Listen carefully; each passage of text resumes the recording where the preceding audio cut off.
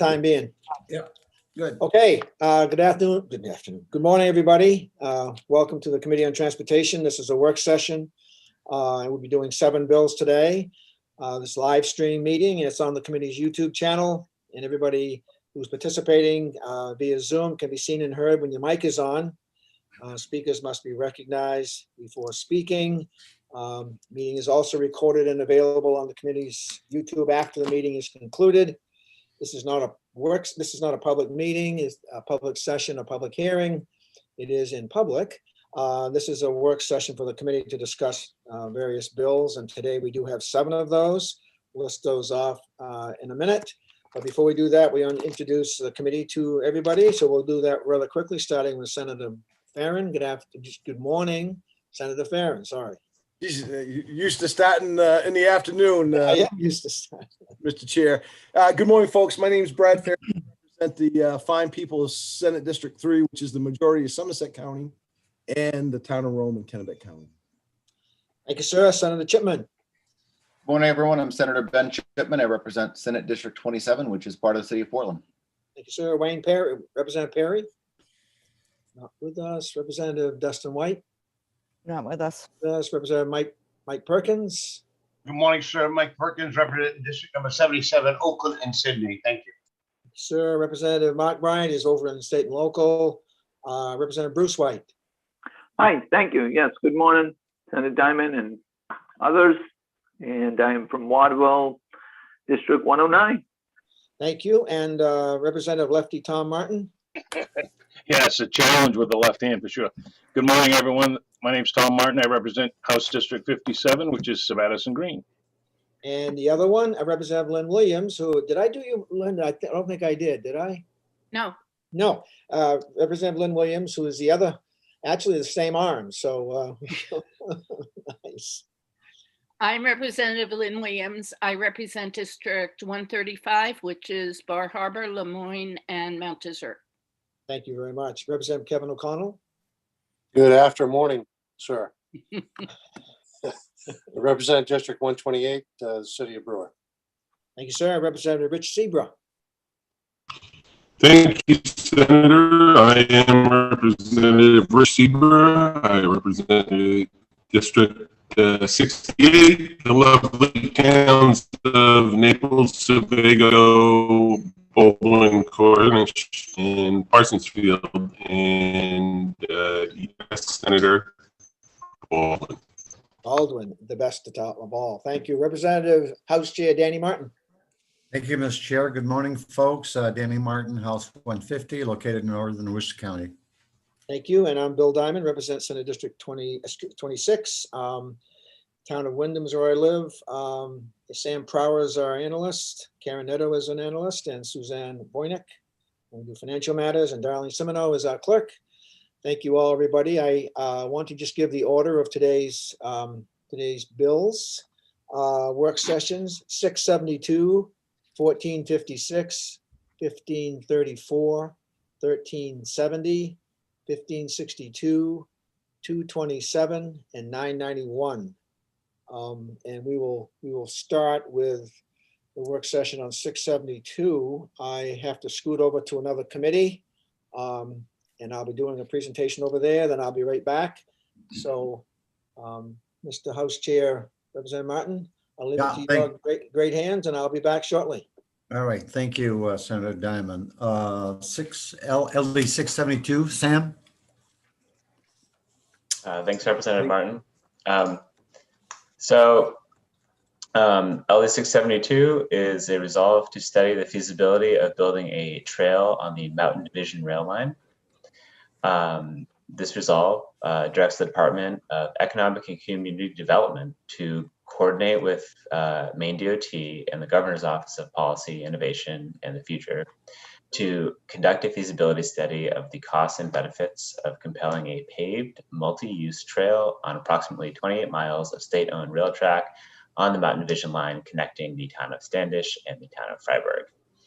The 28-mile section for review is between 2 sections of trail along the Mountain Division line that have already been constructed by the Department of Transportation and are in use, a 4-mile paved rail trail in Freiburg and a 5-mile paved rail trail in Gorham and Wyndham. The feasibility study will assess the development of paved multi-use trail as an alternative transportation corridor connecting the communities of Wyndham, Gorham, Standish, Baldwin, Hiram, Brownfield, and Freiburg, and the New Hampshire border. And then the Department of Economic and Community Development would be required to submit a report that includes a recommended development plan for completing a paved multi-use trail by December 1st, 2021. December 31st, 2021. For presentation to the second regular session of the 130th legislature. So a few notes in this bill. The first is that we received a proposed amendment put together by the sponsor in conjunction with Maine DOT. And that is on the second page of the bill analysis. And essentially what this amendment does is it does two things. The first is it removes, it puts the responsibility on Maine DOT rather than the Department of Economic and Community Development. And the second thing it does is it essentially it directs the Department of Transportation to for the Mountain Division line to initiate this rail corridor use advisory council process, similar to the one that was this committee passed in the department's omnibus bill. That's 1133, LD 1133. This bill doesn't reference that bill because you can't reference like a law that has not been finally passed yet. So what it does is it takes by and large the same language and just applies that specifically to the Mountain Division rail line. And the only thing I have a note for about the amendment, the proposed amendment, is that if the, there was some discussion, I remember with the 1133 about whether the department already had the ability to do these rail use advisory councils.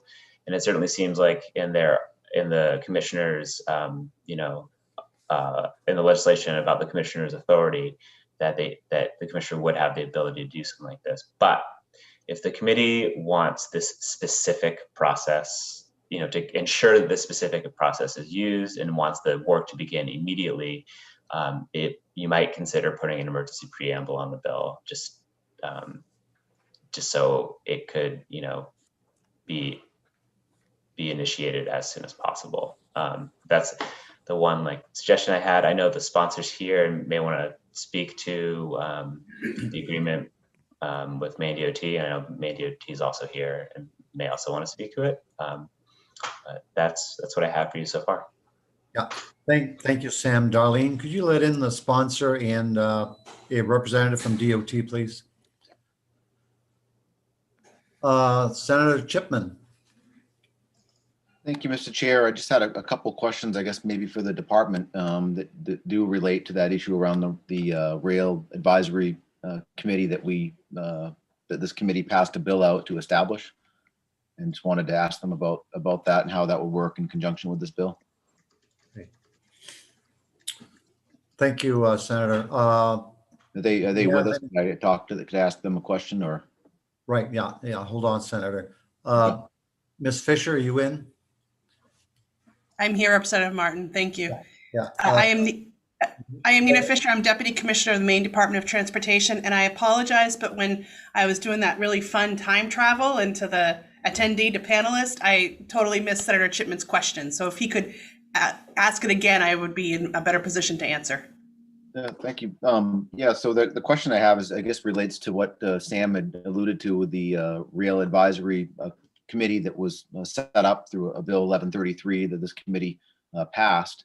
There was some discussion about the commissioner having the authority to initiate this process anyway without needing a bill, but the committee ultimately decided that we needed a bill and needed to grant him that authority. So I guess now I'm wondering, and with all due respect to the sponsor, who I respect a lot and work with very closely, and I'm not opposed to the bill, but I'm just wondering, as a point of process, now that we have decided that we need to give them the authority through a bill and the bill is not passed yet, would the commissioner then go ahead and initiate the process anyway without waiting for the bill to take effect?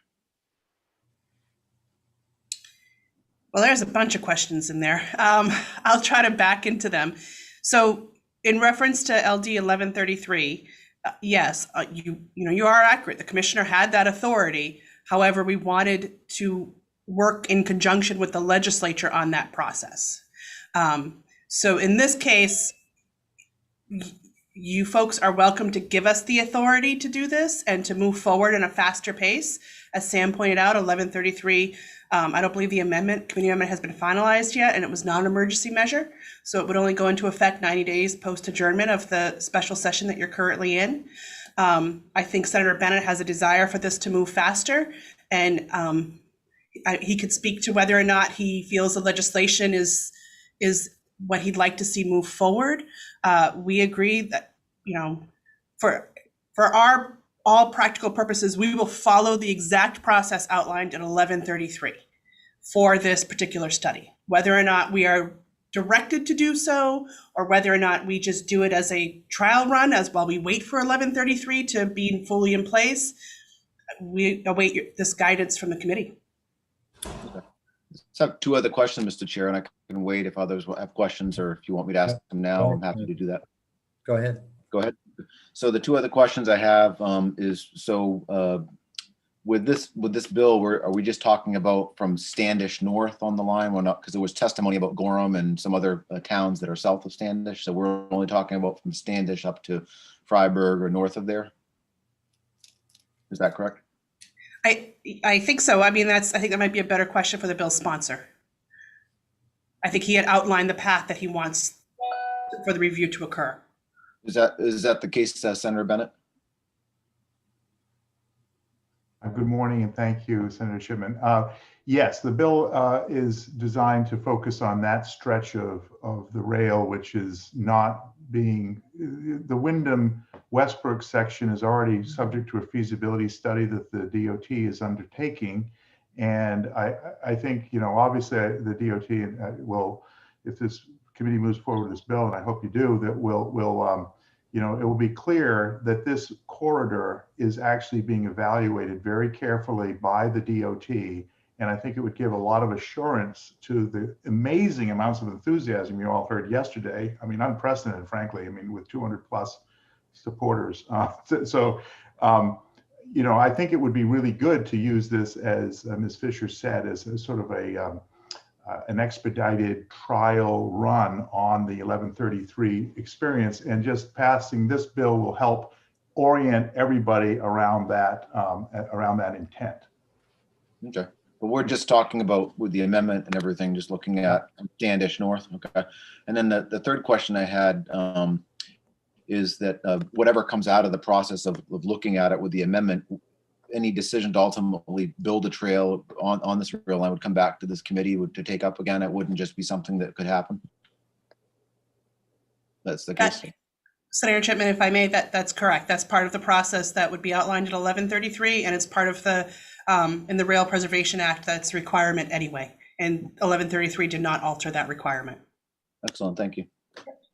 Sam, did you have a comment or a question? I did have a comment. I just wanted to note that the proposed amendment, creates this or directs the department to use this specific process for the Mountain Division rail line. The amendment as drafted identifies the entire Mountain Division rail line, so it doesn't give like a geographic limitation on between certain towns. It could easily be written to do that, but as Nina Fisher correctly stated, any non-rail, any changes that would be done through this process would still come back to this committee for approval. So it is correct that it's not like a change would happen on a certain section of the corridor without that approval happening first. Senator Chipman, you all set? Well, I guess that does change some things for me in terms of how I think about it, because I think there's incredible potential for commuter rail service to be reestablished out as far as Wyndham and Standish in the future. And so I guess I'm concerned about if we're looking at turning that into a trail. I know it would still come back to this committee, but if we're looking at the entire Mountain Division line, that does cause me some concern, because we're already having discussions, serious discussions about having rail service out as far as Rock Row and Westbrook, and to continue that out to Gorham and Wyndham and to Standish would make incredible sense in the future. And if we are even looking at turning that whole line into a trail, the whole Mountain Division line into a trail, it does cause some concern about, you know, what we would do in the future with that. So. Senator Farren. Thank you, Mr. Chair. A question for the bill sponsor. Thank you, Senator Bennett, for being here. How do you, or your thoughts about an emergency preamble on this bill? Thank you. And if I may also, at the same time, with your indulgence, respond to Senator Chipman's most recent point.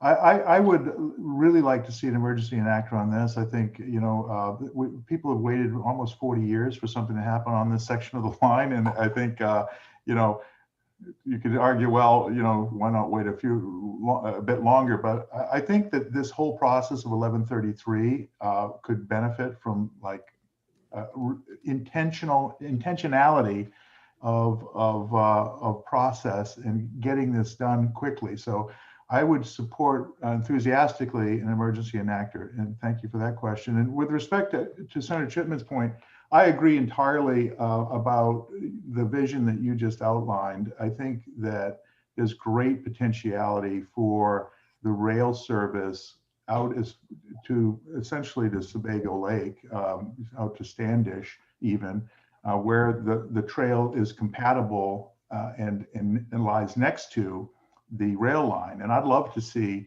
the rail line with the trail line develop there. And if the amendment suggests otherwise, then I would suggest we tweak that to make sure that it's clear that any evaluation of that lower section that's included in this bill is also consonant with rail with trail there. I think the whole development of that section should be considered, and we should preserve the rail there personally. Follow up, Mr. Chair. Go ahead, sir. I think, and I guess this is to Sam with the comments that the bill sponsor just made about that clarification of rail and trail. I personally don't think we need to amend for that, because again, this process, even though it's not 1133, is going to follow that process of the commission and come back. So am correct that we're okay. We don't have to change that language to emphasize that piece, or what's your thoughts, Sam?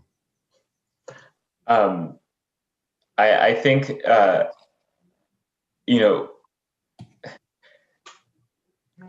if you don't have to change it to get the desired result, in the sense that it sounds like the department's going to follow this process in the specific way they've communicated to the committee. I think to the extent you were concerned about the review going outside of the boundaries that are being discussed here, you can clarify that in the language. But so I guess what I'm saying right now is it's broad enough that it's going to achieve what you want. And if you're concerned about it being too broad, you can narrow it. But you don't, like, the bill works, the amendment works as drafted. Does that help? I can try again if that doesn't.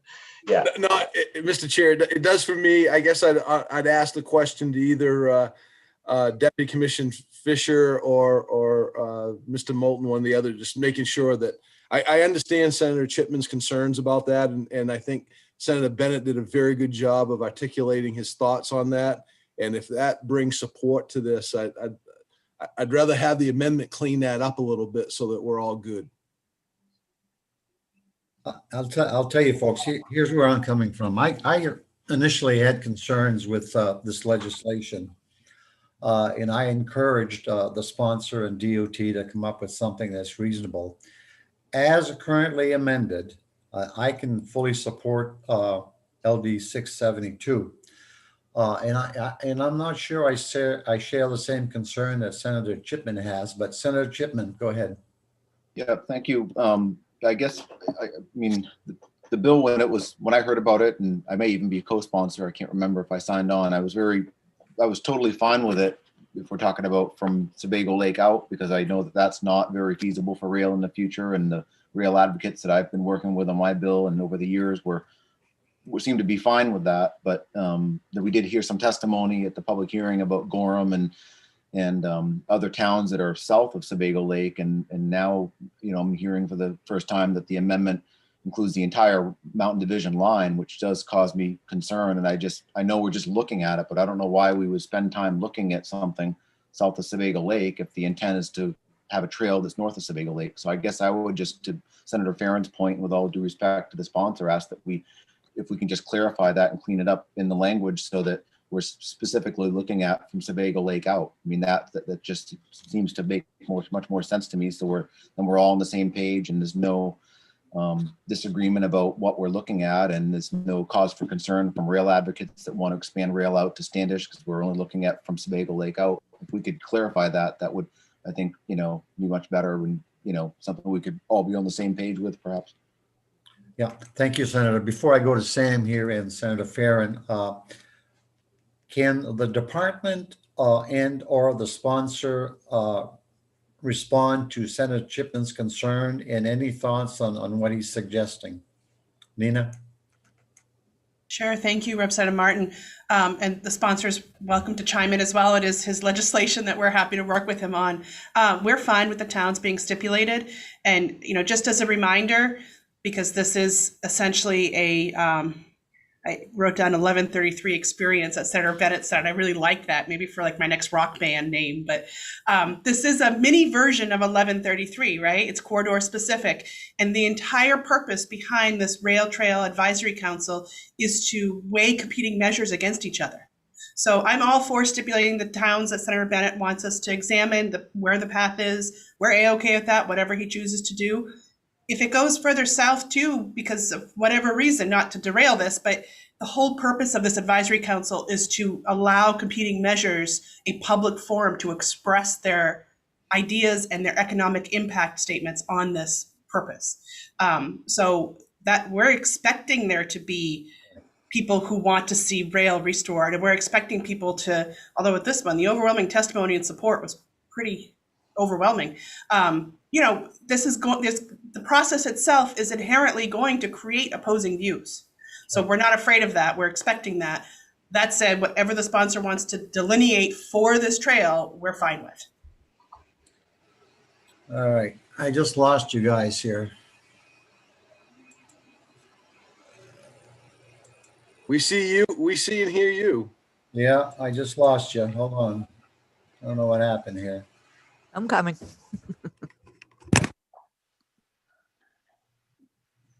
Oh, we did lose him.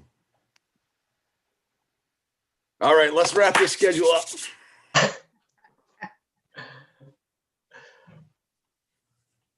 Thank you. I'm all set, darling. Senator Bennett, did you share a comment on go ahead. Yeah, sure. Thank you.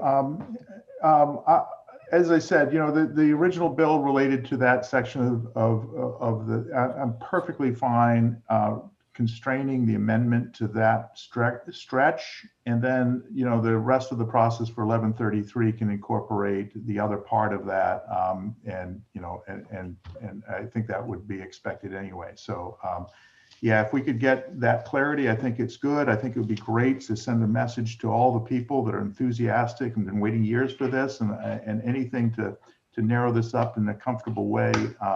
And I look forward to working with Senator Chipman and the rest of the committee on that lower section, because it is a really important corridor, and I'd love to see the rail develop there, lower part as well. I want to go on the record for that. So yeah, I would love to see 672 focused on those towns, that section of the stretch, and get it going as quickly as possible with an emergency enactment. Before I turn it over to Sam or Senator, I would caution against an emergency preamble unless we can confirm that this committee is going to report something out unanimously. Sam. Okay, thanks. I have to say, I helped the department and the sponsor put the amendment together, and I'm feeling a little bad right now because I feel like I made an oversight that's causing unnecessary discussion. And I'm looking at the original bill. It reads, the approximately 28 miles of state-owned rail track on the Mountain Division line connecting the town of Standish and the town of Freiburg. So I feel like that was an oversight on my part. I probably should have helped them draft it to specify the same 28 miles as the original bill did.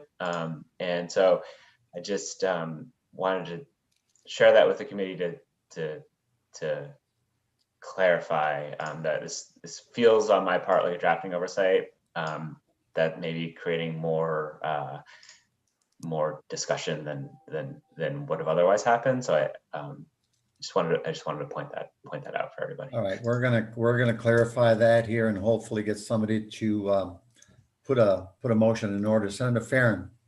Yeah, thank you, Mr. Chair. I think that clarifies what Senator Bennett said, and I'm seeing nods from Senator Chipman. So I'm going to make a motion ought to pass as amended with the emergency enactor for LD 672. 672. Okay, folks, a motion has been made. Do we have a second to the motion? Second. Is that a second from Representative Seabra? It was. His camera just went down. All right. Is there a discussion on the pending motion? Senator Chipman. Second.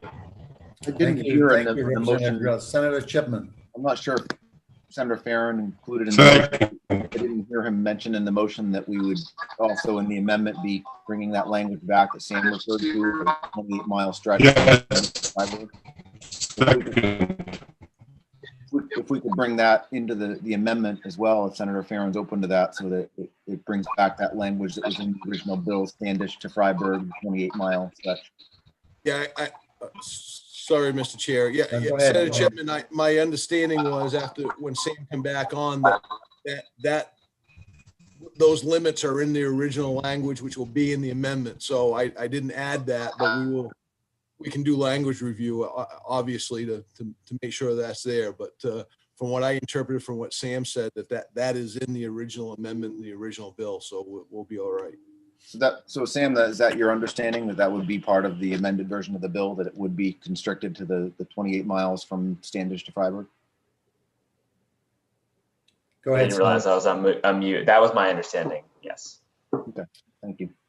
All right, we're all set. Any further questions regarding the pending motion, which is ought to pass as amended, including the latest and greatest discussion? Representative Seabra, your hand is still up. No, thank you, Representative Martin. No, that was just to second make sure you heard me second the motion. All right, I guess we're ready. Darlene, call the roll. Senator Diamond, absent. Representative Danny Martin? Yes. Senator Farren? Yes. Representative Perkins? Yes. Representative Perry? He's absent. Representative Williams? Yes. Representative Dustin White is absent. Senator Chipman? Yes. Representative Mark Bryant? Absent. Representative Bruce White? Yes. Representative Tom Martin? Yes. Representative O'Connell? Yes. And Representative Seabra? You're muted. Yes. Thank you. Yes. Got it. 9 in favor, none in opposition. All right, thank you, Darlene. Having worked on LD 672, we'll now close the work session on 672. What's the next bill, Darlene? According to the list, 1456. All right, LD 1456. This is Representative Ben Collins' bill. Sam. All right. So this is an act to invest in passenger rail expansion. This bill is a concept draft. And the concept of the bill is to create a long-term plan for the development and expansion of passenger rail service in the state, including within Androscoggin, Kennebec, and Penobscot counties, and to identify potential sources of state and federal funding for the development and expansion of passenger rail service in the state. I did not receive proposed language for this, and as such, I don't really have much more analysis to give you. Thank you, Sam. Any questions of our analyst? Seeing none. Senator Farren. Yeah, so I think we talked about this when we had the public hearing. As we all know, we are late in the session. We have a number of these bills that we're dealing with, and we have a concept draft that we have not any language to evaluate or to work on. So I make a motion of ought not to pass on 1456. Thank you. I'll second that. Motion has been made, duly seconded by Representative Perkins. Discussion on the pending motion. Seeing none. Darlene. And Senator Diamond is absent. Representative Danny Martin, Yes. Senator Farren, Yes. Representative Perkins, Yes. Representative Wayne Perry, absent. Representative Williams, Yes. Representative Dustin White is absent. Senator Chipman, Yes. Representative Mark Bryant, absent. Representative Bruce White, Yes. Representative Tom Martin. I'll go back to him. Representative O'Connell, Yes. Representative Seabra. Yes. Yes. Thank you. Representative Tom Martin, are you out there? No, I'm going to put him as absent for now. So that would be 8 in the affirmative, 5 absent. Motion passes. Thank you, Darlene. Having dealt with 1457, the work session on 1456, I apologize, is closed. What's our third bill, Darlene? 1534. LD 1534. Sam. All right. This is an act to preserve and protect the state's rail corridors. This bill directs the Department of Transportation to preserve and protect the rail corridors of the state for future railroad use and maintain all rail corridors in a condition that allows for their resuming railroad service. The bill prohibits a rail corridor from being converted into or operated as a trail, used as a pathway, or space for walking or biking, used for any other form of non-motorized travel or recreation, or used as a bus line without first being evaluated for passenger railroad service. I have a few notes for the committee on the bill, and one that I forgot to add on here. So I'll start with what's on the page. And it's seemingly simple language, but in reviewing the bill, I realized that it's not exactly clear what is required of the department by directing them to preserve and protect the state's rail corridors for future railroad use and maintaining them in a condition that allows for their resuming of railroad service. And just as an example, or a way of extrapolating that point, it's not clear what kind of condition the corridors need to be kept in to resume the railroad service. Does that mean that the service could be resumed tomorrow? Does that mean the service, with some additional repairs could be resumed in 6 months, a year? It's not quite outlined by the bill, so it's hard for me to tell you exactly what it's going to require of the department. And then the same is true with the second part of the bill, which requires which says that the may not be changed without first being evaluated for passenger railroad service. Again, it's not clear what evaluated means in this context. Is that a full study? Is that a bunch of people in the department getting together in a room and discussing, the corridor? It's not entirely clear. So if the committee wants to move forward with this, I would just suggest that some more kind of clarification or objective parameters be put into the bill. just a couple more notes. So the first is that I linked the committee to the State Railroad Preservation Act, which has, I believe, some overlap with, what this bill seems to be trying to accomplish. And I'm not really sure, just in the time I've had to review it, what this, how this bill might interfere with or potentially conflict with the current provisions in the Railroad Preservation Act. And then additionally, given the Rail Corridor Use Advisory Council process that this committee passed in 1133, I'm a little concerned that this might obstruct or conflict with that in some way. But like I said before, because the kind of specific parameters in the bill are not clear, it's hard for me to say, what effect it's actually going to have on the department. So that's just to help the committee know, like if you move forward, I would really suggest putting some more kind of objective parameters in here. All right, thank you, Sam. It's obvious, and it appears that we have some technical issues or concerns regarding this piece of legislation. Question that I would have, had we determined what the financial impact would be, or the fiscal note would be on this bill? Do you recall? So we have not received official fiscal impact information from OFPR. I know that the department testified to some potential fiscal impacts at the public hearing. And I don't have that pulled up, but I can pull it up really quickly. Yeah, Nina, Ms. Fisher, did you recall what your estimated financial impact is on this bill?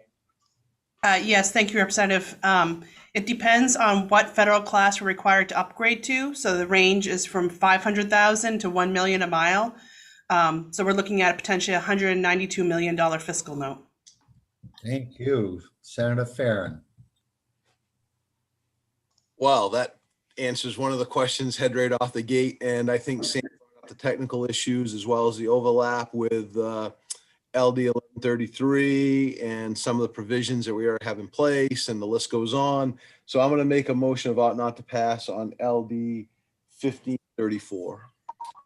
Motion has been 1534, duly seconded by Representative Mike Perkins. Discussion on the pending motion. Seeing none. Darlene? Senator Diamond is absent. Representative Danny Martin, Yes. Senator Farren, Yes. Representative Perkins, Yes. Representative Perry is absent. Representative Williams, Yes. Representative Dustin White is absent. Senator Chipman, Yes. Representative Bryant is absent. Representative Bruce White, Yes. Representative Tom Martin, Yes. Representative O'Connell, Yes. and Representative Seabrook. Yes. Okay, 9 in the affirmative, 4 absent. Thank you, Darlene. Work session on LD 1534 is now closed. What's next, Darlene? 1370. LD 1370. Sam? Right. So this is an act to establish trail until rail corridors. The original version of this bill authorizes the use of 4 state-owned railroad lines as trail until rail corridors for interim use as multi-use trails. It allows for modifying the railroad tracks and ties for public use, and also for restoring train service on those lines. I have provided on the second page of my bill analysis a proposed amendment that I believe is the result of work between the sponsor and Maine DOT. This, as you can see in the amendment, essentially turns the bill into a resolve, and it directs the department to develop an active transportation plan. And they may be able to speak more to the specifics of how this agreement was arrived at. Right. Thank you, Sam. Darlene, is the sponsor available? Yes. All right, would you let him in? He's on his way. And once we get the sponsor on board here, I would like the sponsor and or the department to explain to us the amendment that has been developed. Nina? Thank you, Representative Martin. And we just want to thank Representative Bell. He had a very specific bill in mind, and we kind of said, can we do this instead? And he thankfully worked with us on this, which is really helpful. So what the bill does, what the amendment does, I'm sorry, is changes the act into a resolve. It replaces the title and then makes the necessary changes down below. We had talked to this committee, I think as part of 1133, that we wanted to be able to do an active transportation plan. We have not done one to date. It's part of a plan that would nest into our long range plan, which we are required to do. And our rail plan would also nest up into the long range plan. So what this resolve does is kind of gives us legislative authority to move forward with this, and it does add a report back to this committee, which would be the first regular session of the 130th, I think is how we structured it. We expect to have the long range plan, which is kind of the overarching plan, the state rail plan, and the active transportation plan completed by December of 2022. So the resolve essentially has us do this. What we hope to kind of see as we move that forward is that we're going to identify some corridors where there's going to, as part of the planning process, which is extensive and involves outreach to stakeholders and MPOs, municipal planning organizations, municipalities across the state, is you're going to see potentially some corridors that are like, we want to see increased growth here, and it might look like this. And we want to see a different type of growth here, and it might look like this. That's the purpose behind planning. You set a path forward, and that's what we're hoping that this plan will establish. Thank you, Ms. Fisher, and thank you for working with the sponsor regarding this matter. Welcome, Representative Bell. You're muted. If you could unmute yourself, that would be great. Good morning. Good morning. Thank you. I want to thank you and commend you on working with the department regarding this matter. Anything to add on your proposed amendment?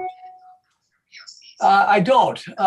It's been, you folks all have a little more history than I do with the legislation, but I'm on board with the amendment and looking forward to hopefully getting a favorable response. Thank you, Representative Bell. Questions or comments from committee members? Seeing none, the chair would entertain a motion. Senator Farren. Thank you, Mr. Chair. I'll make a motion of ought to pass on LD. I got my list here. What am I doing? I'm messing up on you. LD 1370. Would that be ought to pass as amended, Senator? Ought to pass as amended. Thank you, Senator. And Second. motion's been made, duly seconded by Representative Mike Perkins. Discussion on the pending motion. Seeing none. Darlene. Senator Diamond, Yes. Representative Danny Martin, Yes. Senator Farren, Yes. Representative Perkins, Yes. Representative Perry, absent, Representative Williams, No. Representative Dustin White, absent, Senator Chipman. Oh, we lost him too. Absent. Representative Bryant is absent. Representative Bruce White, Yes. Representative Tom Martin, Yes. Representative O'Connell, Yes. Representative Seabrook.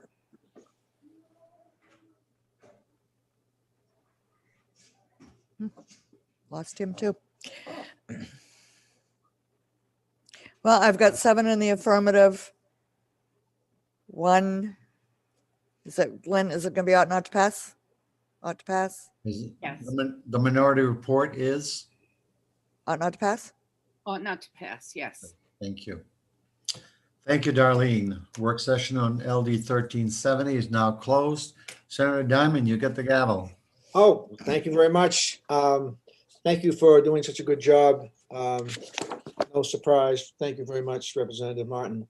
We'll now open a public hearing on LD 1562, a work session, 1562, an act to strengthen the Northern New England Passenger Rail Authority, presented by Senator Bennett. As you all remember, we had a work session on this, a discussion on this yesterday with the senator when he presented the bill. And Sam, why don't you give us a little update on that, and then we'll see if Senator Bennett is here. Okay, thanks, Senator Diamond. I think if it makes sense, I'll read through the summary of the bill and give the committee my notes and let you take it from there. Okay.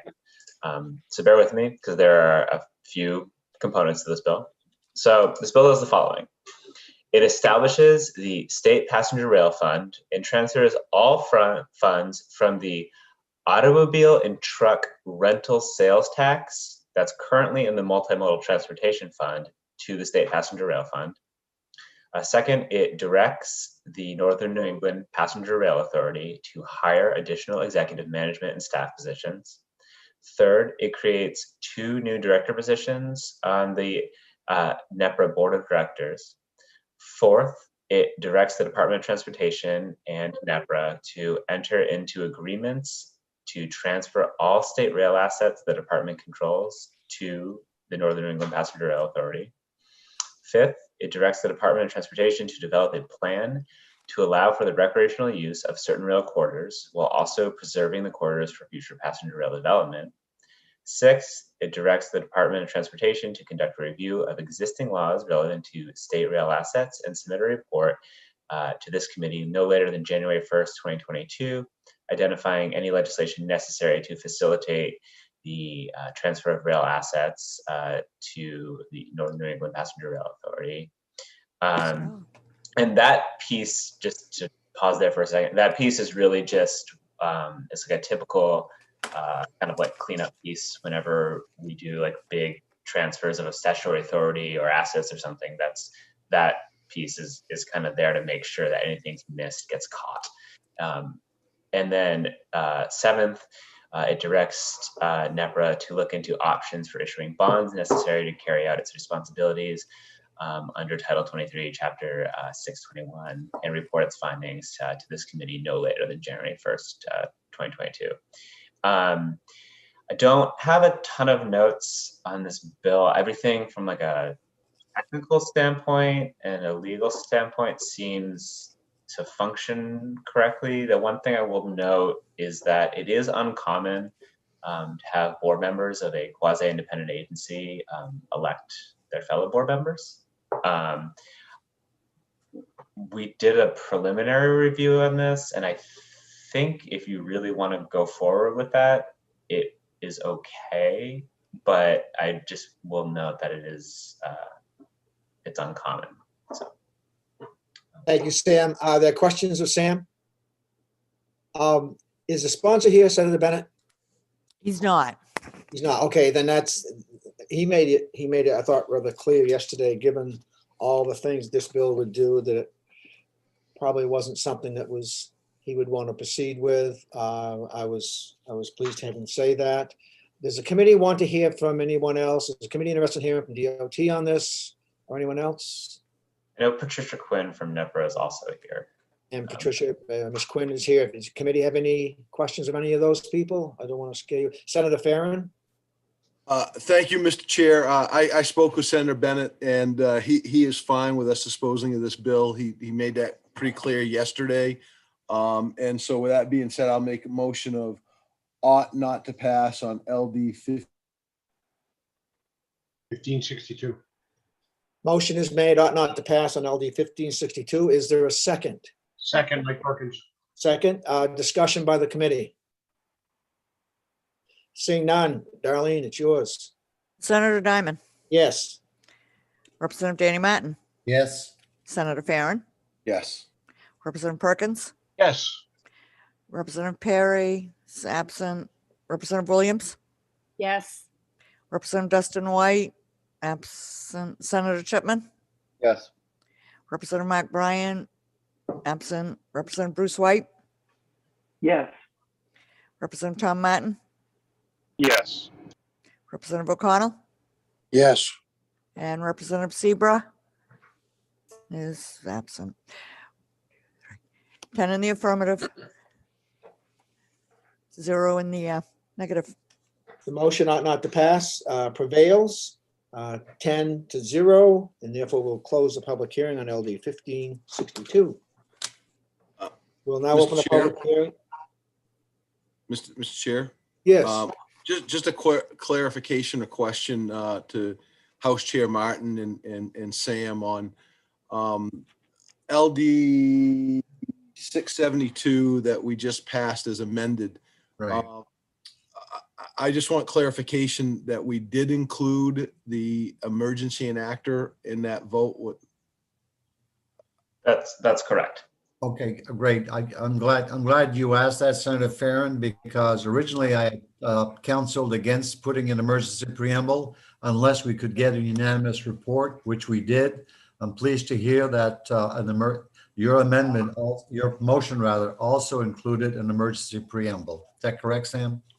That's yeah. I put it. It's in my notes, so you're good. Thank you. Thank you. Thank you Sam. both.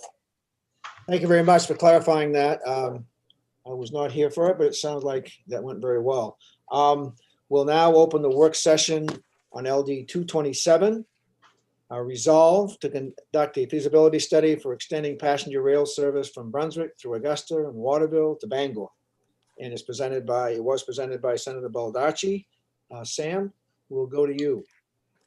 Thanks, Senator Diamond. All right, so this resolve directs the Department of Transportation in consultation with the Northern New England Passenger Rail Authority and interested municipalities and planning organizations to conduct a feasibility study and develop a plan to implement passenger rail service from Brunswick through Augusta and Waterville to Bangor along existing rail corridors. It provides an allocation of $300,000 in one-time funds in the fiscal year of 2021-2022 to fund the feasibility study and plan. My only real note on this bill is that there was an amendment worked on in conjunction with the sponsor and Maine DOT, and that's on the second page of the bill. And as you can see, it changes this to direct the department to conduct a transit propensity study for consideration of extending passenger rail service from Portland to Bangor. And it provides a specific allocation from the multimodal transportation fund of $200,000 rather than $300,000 in the original bill. And I'm sure that the sponsor and DOT can also speak to the nature of this agreement and how they arrived at it. Thank you. Before we go to Deputy Commissioner Fisher, does anybody have a question of Sam? We're going to hear the details of the amendment, so everybody has a good understanding. Ms. Fisher, welcome. Thank you, Senator Diamond. Would you please explain in detail for those who may not have time to go into the details of it, so we'll have a good understanding. Thank you. Sure, yeah, I'd be happy to. Senator Baldacci was very gracious in working with us on crafting this amendment. The difference that you'll kind of notice from the original bill to the amendment, it's a resolve and still a resolve, which is good. And his original bill seemed to dictate the path that it wanted to take. And honestly, if you're going to be conducting a study of where people want to go, you have to look at the commuting patterns, the census data, the economic development potential along the corridor in that regard. And so you can't limit yourself to this is the corridor you have to take. So the transit propensity study that we are proposing looks at that. It's going to be pooling from, like I said, census data, working with the MPO's municipal, I'm sorry, I just blanked on what MPO stands for, Municipal Planning Organization out of the Bangor region. And hopefully come up with something that is a path, is the first step in this process. Working with Senator Baldacci, we were very clear that there needs to be some municipal level of participation in this study. And we estimate this to be about a $200,000 study. It is scaled back. The original version, although he proposed a $300,000 appropriation, we actually think it would be double that, about $600,000 for what that study calls for. We are requesting that municipal share be 10%. That is standard. And it's along the same lines as what we've asked, what occurred for the Portland, when the Downeaster came to Portland and Brunswick, and for what we've been working with folks for the Lewiston Auburn study. So that would be about $20,000 for municipalities along this proposed stretch per se, not exactly the stretch outlined in the bill, but municipalities along this. I know Waterville has expressed some enthusiasm to conducting this study, as has Bangor, Brewer, that general region. So you do see a municipal share Again, we're looking at transit propensity to speaking to who's going to travel this, where they go, and if they're looking for this sort of service. Thank you. Questions of Ms. Fisher? Yes, we'll start with House Chair Danny Martin. Thank you, Mr. Chair. Nina, I believe you've answered most of my questions. The original, as originally drafted, the resolve required funding from the highway fund. Is that correct? Is that how that was drafted? I believe that was drafted. So the funding for this particular study, it comes from what's called an other special revenue account. It's the multimodal account. And the way I'd have to get our CFO, Karen Doyle, on here, but other special OSRs are weird, to say it lightly. Funding from OSR does not put it on the general fund table, nor does it put it on the highway fund table. So essentially, by voting for this bill, you are affirming that you want this funding to be used in that manner. All right. So the answer is as originally drafted, I believe the request was funding from the highway table, which may or may not be constitutional. I don't know. So where does the funding come from now? And does it affect any highway budget allocations? That's a good question, Representative. So first, you are correct. It would be unconstitutional for funding of this nature to come from the highway fund. This is coming from the multimodal fund, which is derived from car rental sales tax. There is a fallacy that account is swimming in funds and this is what it's designed to do, therefore go out and do it. It's used for multimodal purposes. And while we feel that we can incorporate this in, we also feel that it's incumbent upon us to tell you that it's not currently in our work plan. We will have to do a work plan addition to that, which is something we do throughout the year. And there is a cost of $200,000 to this. We don't anticipate having to cut another project, but it's a highway fund budget allocation, but it's not from the highway fund, if that's helpful. Okay, thank you. If I may, Mr. Chair. Yes, go ahead. Let's go back to LD 672, Senator Bennett's bill. Did that require any funding? No, because I think there was something in our work plan already, and it's significantly smaller in scale. All right, thank you. Thank you, Mr. Chair. Thank you very much. Before we go to Representative Williams, Sam, did you have something to add to this? I see your hand. I was just going to attempt to clarify the funding. I think Deputy Commissioner Fisher did a good job.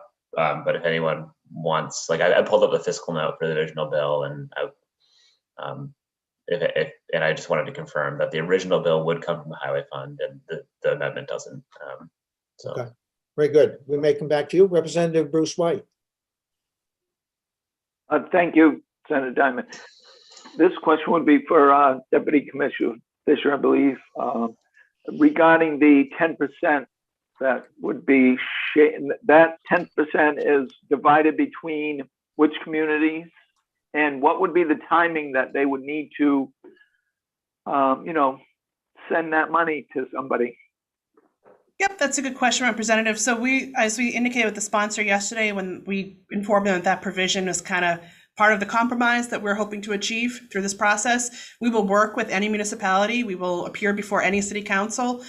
We'll work with you folks on timing, but really there is no free money, right? There's no free trains anywhere. And by having a vote of a city council that literally is putting some skin in the game, saying we want to explore this further, and here's our contribution towards this study, it's a recognition that there's going to be a municipal impact one way or the other. And that's what we're hoping to achieve. So timing, amount, which municipalities contribute, we can work with folks on that. As we said to Senator Baldacci, we are happy to do presentations before the Waterville City Council, before the Bangor City Council, and explain, an IOU that this is coming. We will work with them on that. We understand that municipal votes can be a little more time consuming than what we're able to operate at and the speed at which we're able to operate. Thank you. Could I have a follow-up, Senator? Of course, of course. You did say something, I believe I caught, that you don't believe you'd have to cut any projects to fund this. Is that correct? That is correct. Thank you. I'm Thank set. you. Thank you. Senator Chipman.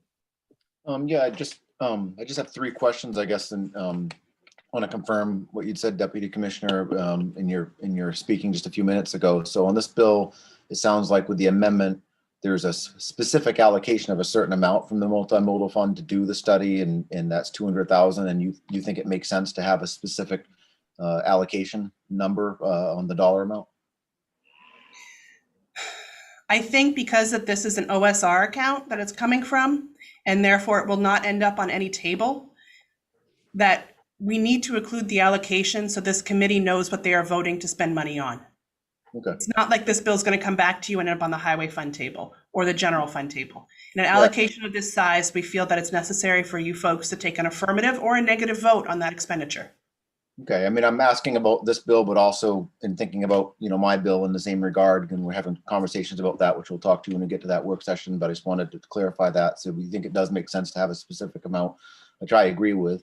The second, the 10% amount, you think it makes sense to have it be a percentage, not a fixed dollar amount in terms of what the communities contribute. So in this case, it's 10% as opposed to like a $20,000 or some fixed number from them. Yep, and we do feel strongly on that because in the event, the way these studies are conducted, and this does vary slightly from what we mentioned for what the process would be for 1133, a study of this magnitude of what we're looking at for a transit propensity study, this is something we're going to send out for request for proposals. This will go out as an RFP. As you know, Senator, we don't generally conduct these studies in-house. There are plenty of groups out there that this is what they do. This is their bread and butter. And so we will be sending this out to bid. We anticipate in talking to a few different folks that where this is going to kind of come in price-wise. If this goes significantly higher, it's up for municipalities to say we're willing to go for this share or we're not. We're pretty good at crystal ball gazing and we're pretty certain where this is going to come in. But if it comes in lower, we're not going to make them pay more. And if it comes in higher and they still want to proceed, we're not going to say you can't. But 10% is a fair share to ask of municipalities in this case.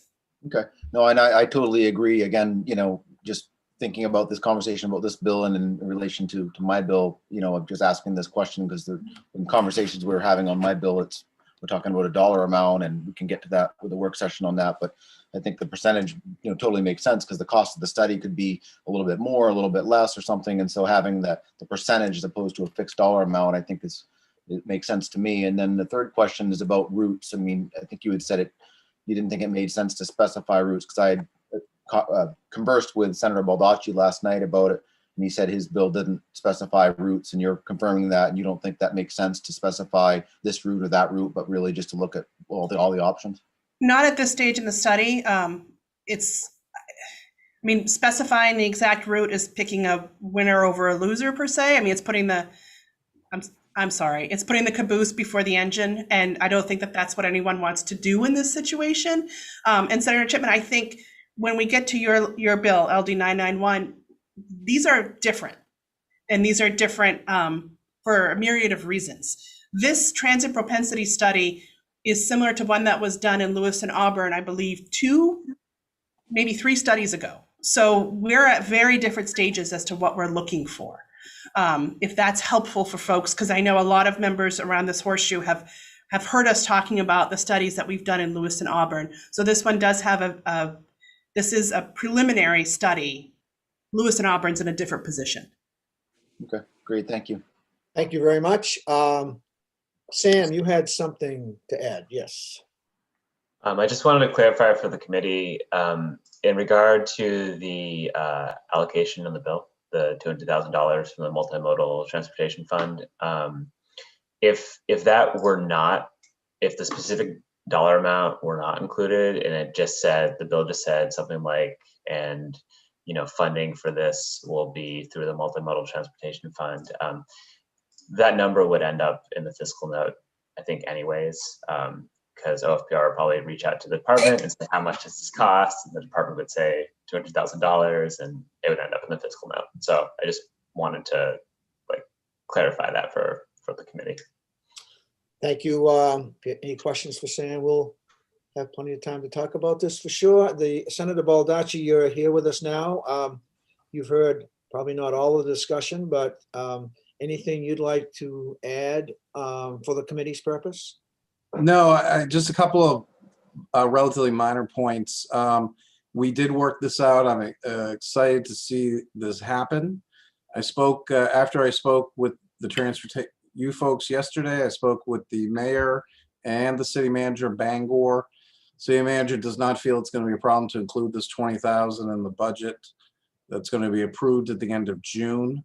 Though we do encourage Waterville and Brewer and others to also contribute. Bangor's all set to go.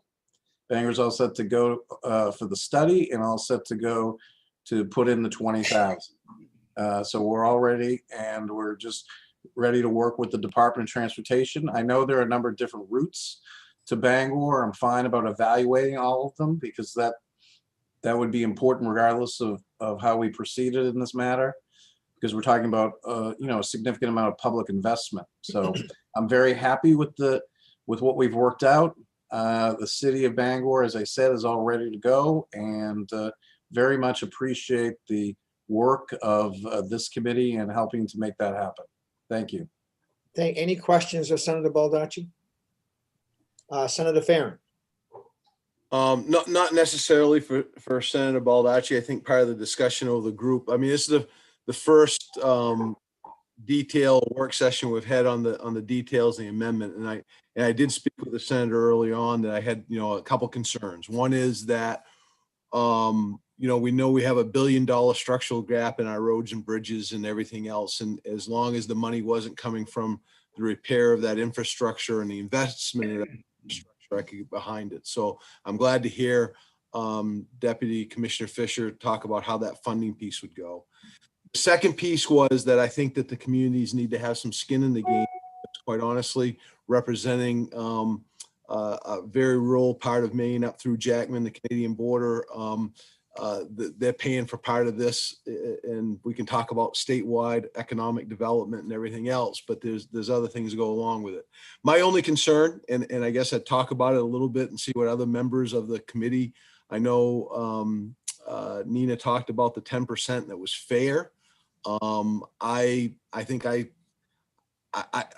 guess I'd ask a little deeper question about how we fell upon the 10%, because if I'm doing something on an investment piece or whatever, and partners, and especially when we're talking about Waterville and Bangor and everything else, and we might have some other studies to do to eat up 90%, $180,000 of this account on one study, I guess I'd have a question a little bit about how that percentage was raised, was arrived at. Thank you. We'll go to that right now then. Ms. Fisher, would you be able to respond and explain that to the rest of us? Yeah, thank you, Senator Diamond. Honestly, it was quick conversations with our CFO. It's not uncommon for us to have a 10% municipal share. However, Senator Farren is correct. If you look at, let's pick the Municipal Partnership Initiative, right? That's something that longtime members of this committee will be familiar with. It actually arose, I want to say probably in the 125th legislature. And I think it was Representative Thomas at the time. Those of you who serve with Representative Thomas used to rail that you folks, your work costs too much. Just give the money to the locals, let them do it. They can put it out quicker and cheaper. And for the local roads that don't have federal dollars tied into it, that may very well be the case. So what then Commissioner Bernhardt developed was the Municipal Partnership Initiative. And I believe the contract, we kept it small. It's a 2-page contract. And if there's a state road that's in a particular municipality, and the most that we're able to ever do for this road because of our statewide priorities is a light capital pavement, which is usually an every 7-year cycle. We can work with that town if they say, we want to do a little more. We want to put in a sidewalk. We want to add some curb cuts. We want to do a deeper treatment. We can say, okay, we will sign the agreement, and that's a 50-50 contribution. So that is the state paying 50% of the construction cost and the municipality paying 50% of the construction cost. So that MPI program, which is got to be probably 10, 12 years old at this point, has spurred others. We have a planning initiative document that we are working on that is similar. If folks want to we're not really certain if this would fall here. This was kind of moving target throughout the week as we worked on a compromise with Senator Baldacci and to get this before you folks, make sure deadlines are met. There's also a business BPI, a business partnership initiative. So if you have an industrial park or even a Dunkin' Donuts going in on a major state road and municipality wants to see it go in, developer wants to see it go in, and we want to do this, but they want to execute the contract and do the necessary repairs, that's a third. So these partnerships exist throughout our funding mechanisms. We've done smaller down versions of studies where 10% comes into play. Honestly, in talking with our CFO, we felt 10% was fair. We are at the mercy of this committee as usual, and we're happy to work with you on whatever you want to see move forward. Senator Farren, do you have any follow-ups or need any further explanation for that? I got the explanation. I guess it comes down to the discussion within the committee if we're looking for unanimous report out on how everybody on the commission. Yep, okay, we'll definitely get there. Representative Bruce White. Thank you.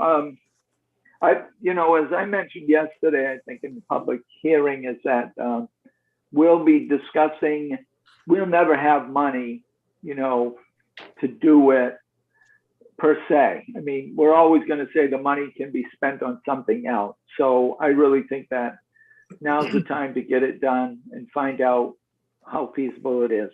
And I appreciate the sponsor work with the DOT. I think this is a great compromise. That amount was well over 300,000, and it sounds like that could have been double that from what they said. But my question for clarification, I think our city, I can't speak for the city council, but obviously our mayor spoke yesterday and he's enthused about it. I expect they'll be willing to do something, but I heard Senator Baldacci say Bangor is okay with 20,000. So, but when I heard 10%, I thought that was split between a few communities. So can somebody clarify that for me? Is it 10% of the 20,000 each community, or is it 10% of the total study cost split between those municipalities? Ms. Fisher, could you help us with that? I sure can, Senator. Thank you. And Representative, as the amendment to LD 227 is drafted, it would be 10% from any municipality. If Bangor wants to cover the cost, we'll take it. We're agnostic when it comes to where the money comes from. Just the municipal share, as stipulated in the amendment, should be 20%. 10%, which is 20,000. I apologize. No, thank you very much for that clarification. Appreciate it. Thank you. Representative Danny Martin. Yeah, thank you, Mr. Chair. As currently proposed, including the amendment, I can fully support this. However, I'm listening very carefully to what Senator Brad Farren just mentioned, and a potential concern about the seed money and the percentage. A goal of any half-decent co-chair is to get a unanimous report. And quite frankly, I would hope we could come up in unison and agree on a report here. So if there's concern about any seed money from any committee member, I'd be glad to listen to it and see if we could compromise. Thank you. Thank you, Representative Martin. Senator Chipman. Thank you. So I would just like to say a couple things about the seed money and the multimodal fund. The multimodal fund is intended for looking at other forms of transportation like this. That's what the point of that fund is. And so I don't think we can just take that money and use it for roads and bridges. So I think it's perfectly appropriate to have the money come from there. In terms of the 10%, in my discussions with the department about all of these bills and the percentage, it's not so much how much money we get from municipalities. It's about having some skin in the game. We have the money in the multimodal fund to do the entire study without any local contribution if we wanted to. That's not the point. The point is to have some skin in the game. So it's not like okay, we need to get 20% or 30% or something like that to make this happen. We have the money to make it happen, but we want 10% so that we feel like there's some local investment, but we don't want it to be too much so that we don't get the local investment and the whole thing doesn't happen. And, you know, some of our cities and towns are not in the best of shape right now. We had a bill that former Representative Sheets had sponsored last session, I believe, that required some local funding of, I think, $50,000, and that wasn't able to happen. We weren't able to get that local funding, and that bill, that study never happened because of that. And so I would just caution us about increasing that percentage or the dollar amount. I think if the 10% is fair, I think this can work, and I think that Senator Baldacci's put a lot of time and effort into this with the department. So I support the amendment that we have, and hope that the rest of you will as well. Thank you, Senator Chipman. Other questions of anyone, DOT or from Sam or anything at all? Seeing nothing. Representative O'Connell. Well, as it was already stated, thank you, sir. I think as it was already stated, if we don't do it now, when are we going to do it? It's got to be done. I've got a lot of people asking me for it, thinking that it's needed. I agree with that. As I'm telling you right now, if we don't do it now, when are we going to do it? It may be a leap of faith, but I think it's a good leap of faith. Thank you. Thank you, sir. Representative Danny Martin. Thank you, Mr. Chair. Mr. Chair, in regards to LD 227, I would move ought to pass as amended. There's a motion made on LD Seconded. 227 ought to pass as amended by Representative Martin, seconded by, was that Representative White that I heard? I heard O'Connell. White and O'Connell, yeah. O'Connell. No, I mean in the second. You got it? Yeah. Is it O'Connell? Representative O'Connell, got it. Thank you very much for that motion. And second, are there discussions? Anyone want to discuss, ask more questions regarding the motion? Senator Farren. Without, so it's easy for me, right? I'm a caucus of one. So I don't have to talk. I don't have to talk to a lot of folks or where it's coming through. To co-chair's statement about the match piece, the seed money piece. I haven't wrapped my head totally around it. It wouldn't take long. I think I might take a couple moments to talk with Representative Perkins and some other folk on the caucus. I support this legislation with the piece that we talked about, but I think I will probably be voting against the motion as it stands and have a different number on the percentage. Okay. And that's just laying that out there right now. Don't know what that quite looks like. I got to give it just a little more thought because I hadn't had a chance. Wouldn't take a long time, and I'd want to talk with caucus members.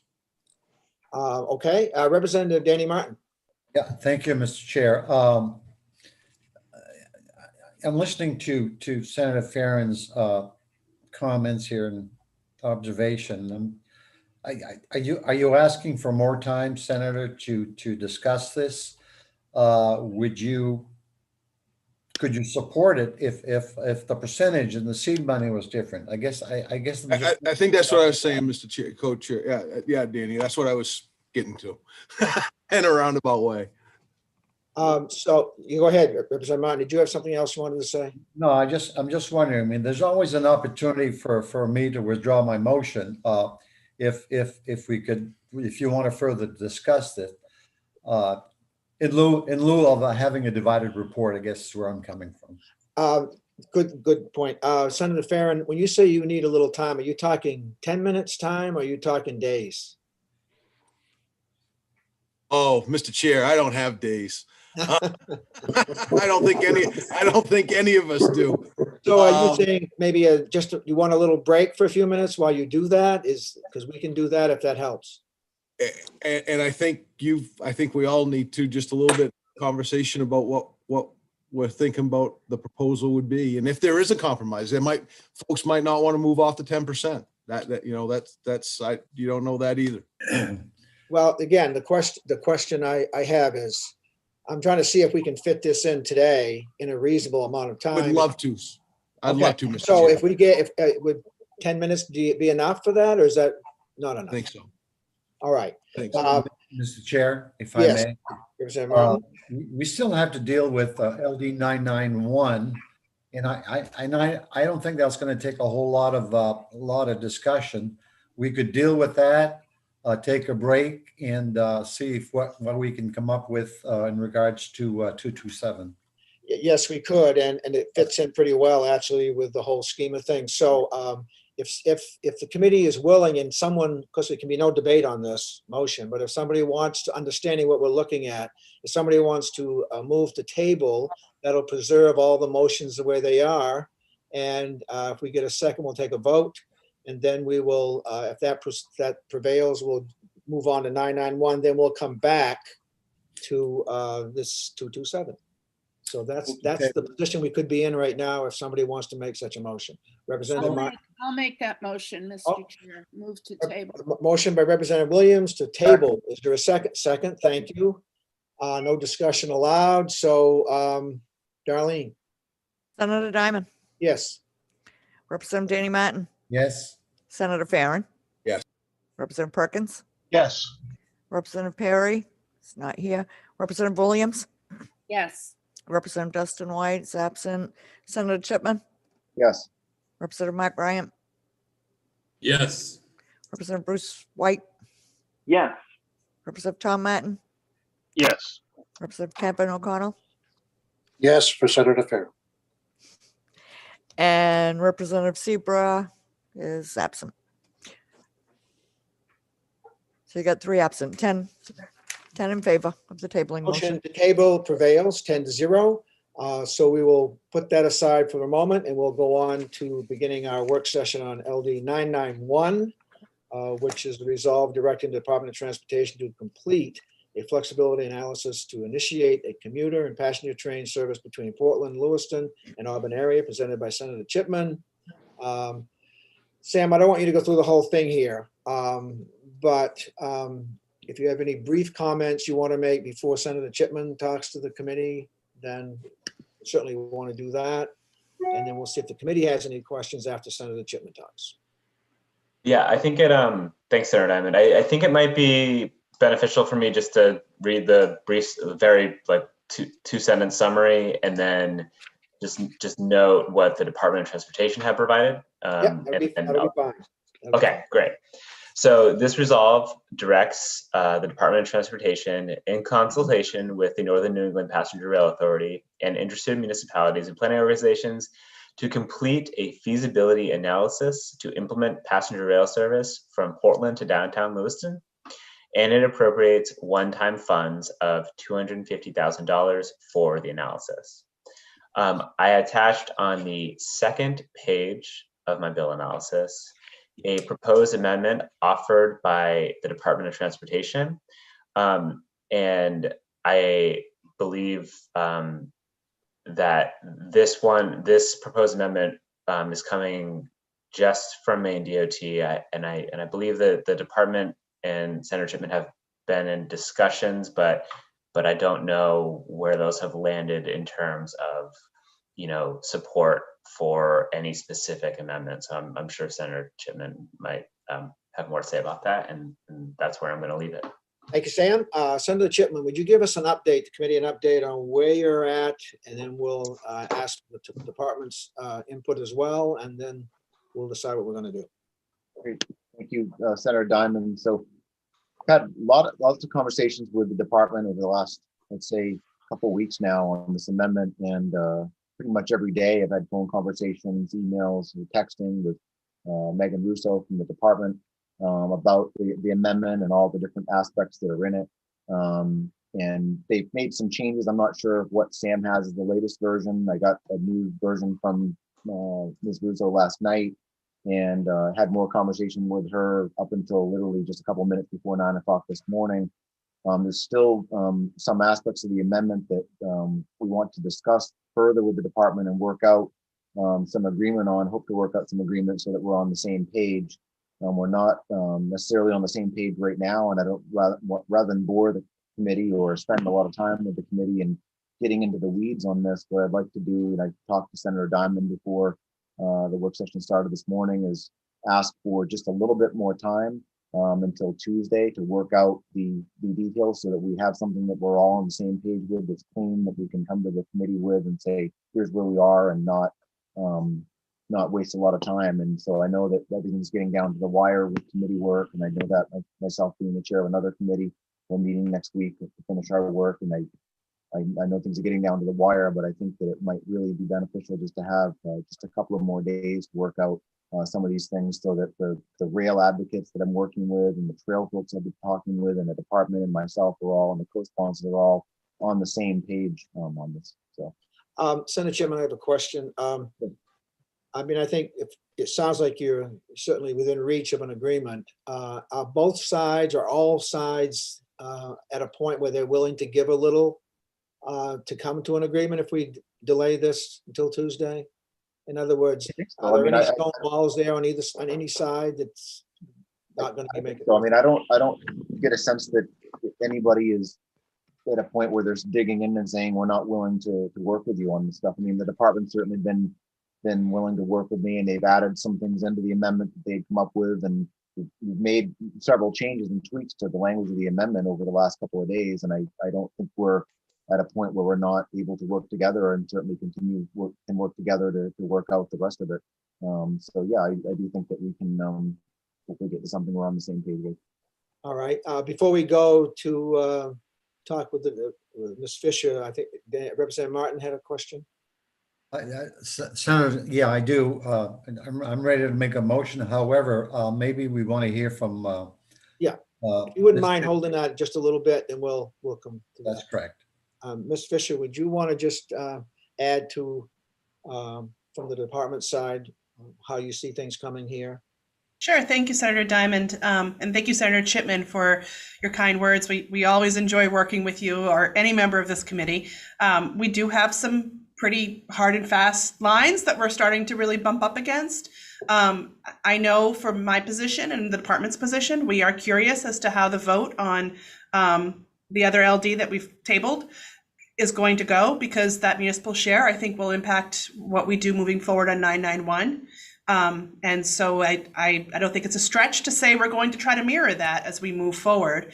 And I know that's been somewhat of a sticking point. So we are always willing to continue to work with members. I think Senator Chipman agrees that we are bumping up against the wall. And I think Tuesday we'll be able to iron things out by then and either have an agreement or not at that point. Okay, thank you very much. Questions of Ms. Fisher, anybody? Senator Farren?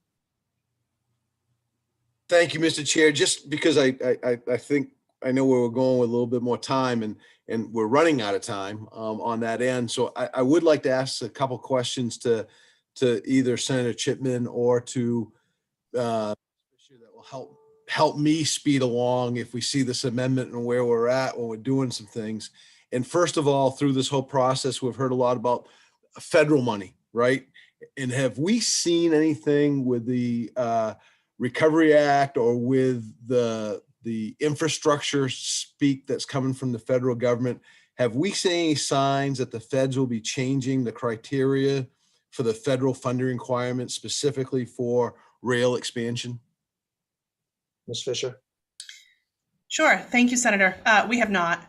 There's two major infrastructure pieces of legislation that are working their way through the federal process that we are obviously acutely paying aware of. My little Teams chat keeps going off with our federal policy team updating us on various measures. The first is the Surface Transportation Reauthorization Bill. That's where our federal dollars flow. That's where they tell us this is, this is the policy and this is how you can spend your money.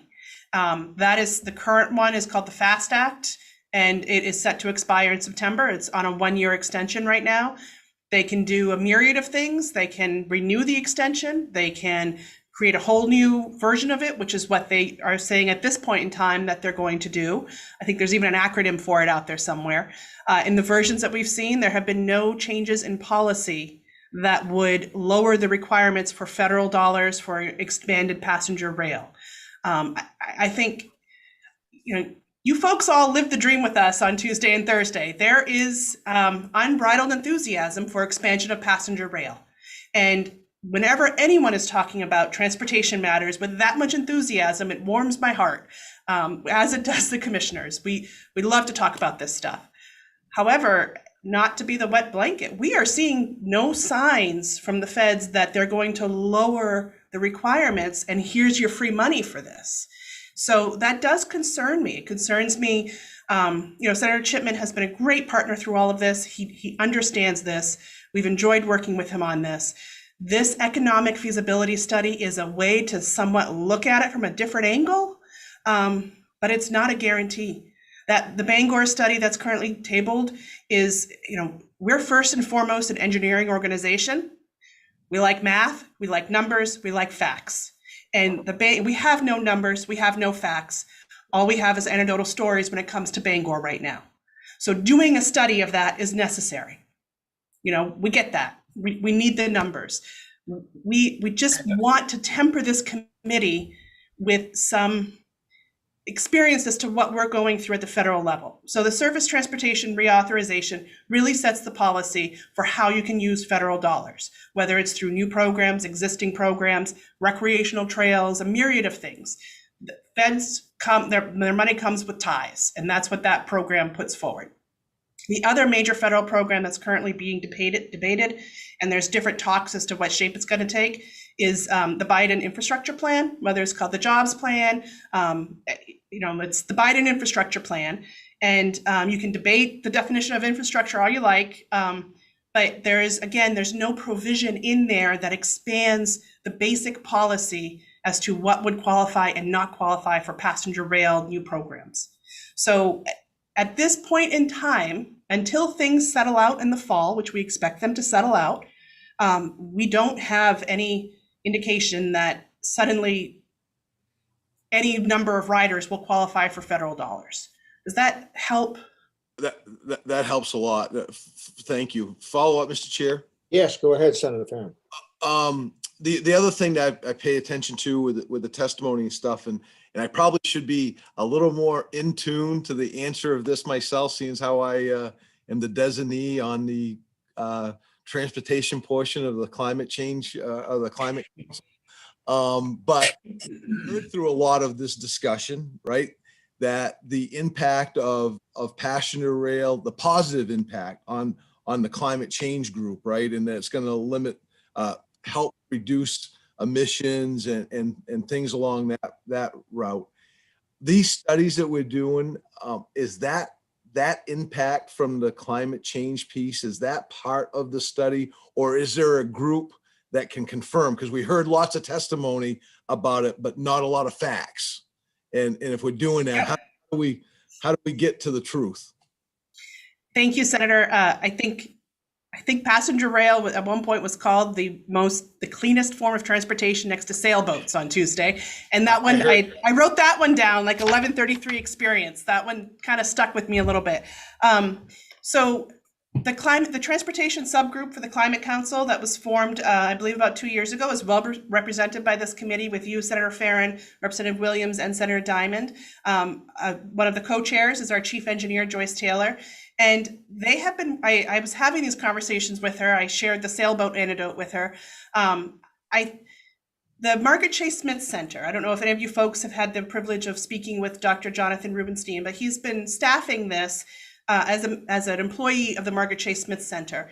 And, they are incredibly respected think tank, essentially, for what Maine has for think tanks through the university system. And I know that he has been doing some work around greenhouse gas emissions, passenger rail, and essentially personal choice, right? How do people choose to get to where they go?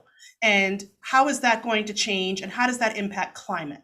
I know despite our now we're on to day 3 of talking about rail and trains and trails, but it's a incredibly small sliver of how people in Maine choose to get from point A to point B. And we're not talking about our roads and bridges right now. And that is where 98% of people that's what they're using to move around. And I know that the Margaret Chase Smith Center has done and will continue to do research on that. I don't know if it's the pleasure of this committee to have them report to you. They do have a contract through the Climate Council and through Maine DOT. They are a third party, they're academia. If that would be helpful to you to really try to dig down and figure out what would the impact on passenger rail expansion be. You know, it's similar to Senator Chipman's bill, right? So the actual ridership numbers are not projected to be high enough to qualify for federal dollars. Well, let's look at the economic impact. Let's look at that and see if maybe that can help us in a different sort of ball game. Maybe if the climate numbers prove to be high enough, then that might be a different way to look at this as well. Or it might really put that analogy of the sailboat out to sea.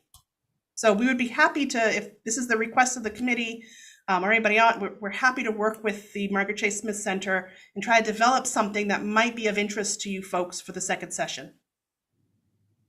Thank you very much. Senator Farren, did you all set? Oh, that's great. Thank you so much. Yep. Senator Chipman?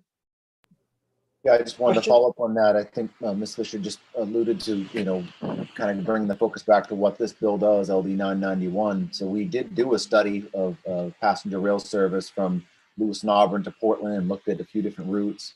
And it came back with some ridership numbers that there's I guess, not everybody's in agreement necessarily that the numbers are accurate, but for whatever that is, I mean, the numbers that we had in the report that came back didn't quite meet the threshold that we would need in order to qualify for federal funds to get service up and running. But this bill looks at just the economic impact. It does an economic analysis of service between Lewis and Auburn and Portland, and to see what the economic development would be. So if you have a rail line going through several different downtown urban, downtown centers of other towns in between Lewis and Auburn and Portland, and obviously where it stops in Lewiston downtown, what kind of economic development would occur around those stops, those station sites?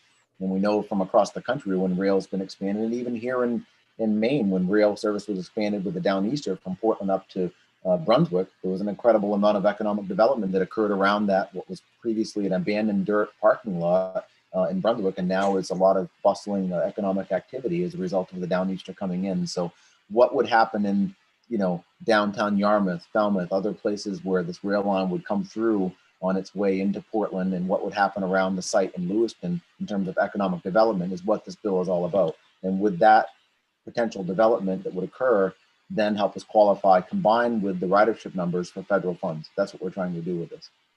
Thank you. Representative Williams. Yeah, I'll be brief, but in my sort of decades as following trends particularly in rail, I know for a fact that the millennial generation is not driving. My son is 32, never had a driver's license, lives in South Portland for that reason, takes the Concord Trailways bus from Portland up to Bangor when he's coming to visit me.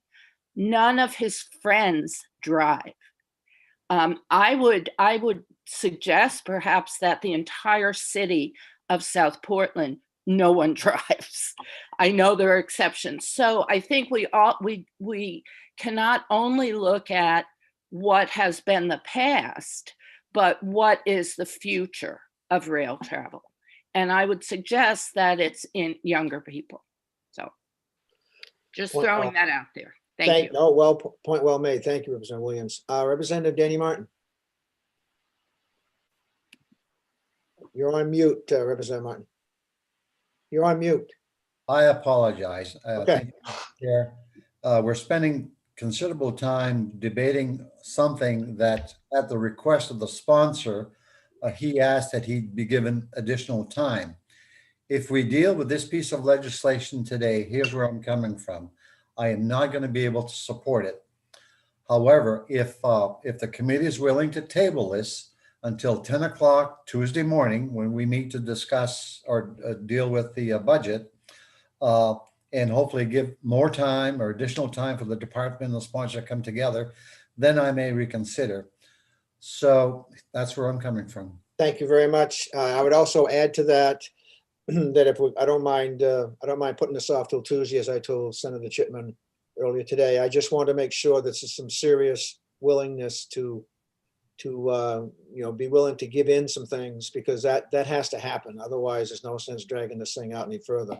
But I'm more than willing to to put this off till Tuesday for sure. Senator Farren, I am following my clues and I'm going to make a motion to table. motion made on 991 to table. Is there a second? Second, Second by Representative Bruce White. No discussion. Darlene? Senator Diamond, Yes. Representative Danny Martin, Yes. Senator Farren, Yes. Representative Perkins, Yes. Representative Perry is absent, Representative Williams, Yes. Representative Dustin White is absent, Senator Chipman, Yes. Representative Mark Bryant, Yes. Representative Bruce White, yes. Representative Tom Martin, Yes. Representative O'Connell, Yes. and Representative Seaver is absent. 10 in favor of the motion, 0 against, 3 absent. Motion prevails 10-0 to table, so we will take this up Tuesday morning next. And now we'll go back. We have to take it off the table. If Senator Farren, do you need another 15 minutes on your end on 227? I would like just a quick 10-minute break if we could. All right, we will take a pause. The 227 will be our last bill we'll discuss, and we'll leave that on the table for about 10 minutes. So see you all back here at 5 minutes, at 5 minutes to the hour. It's now 1:15. Senator So Diamond, We're in recess. just got a question, Senator Diamond. So is this like a corner caucus type of thing that's going on now? He needed to get some, he didn't mention that. He just said he needs some information. I just didn't know if the committee Republicans were caucusing, if we should do the same thing, but it sounds like maybe just needs a proper. We're not caucusing, are we? No. He just wanted to get some information, so there's no reason. I don't think there's any reason for that, but thanks for bringing it up. So we'll 10 minutes and we'll be back at work.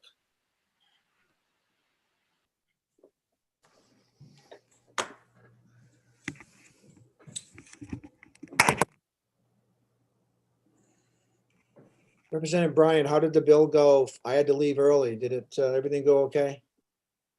There's some major concerns. Okay. Hello? Oh, sorry, hold on.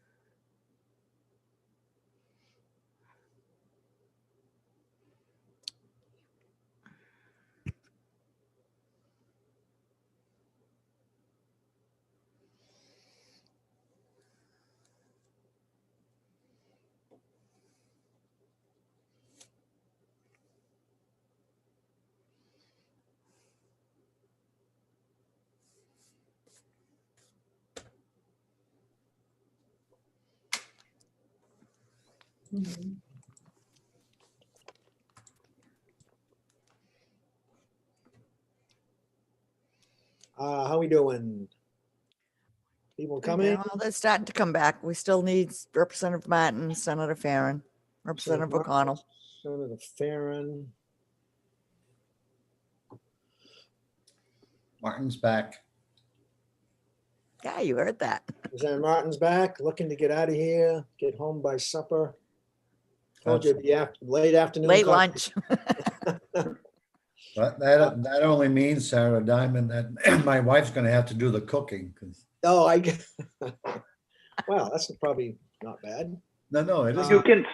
can't you stop on the way and pick something up? I usually do. I He bet. told us yesterday about the stagecoach he used to ride up through there, so there must be some. Representative Martin, I'm sorry, the restaurant's closed too, so you won't have any Italian food to pick up in Bangor.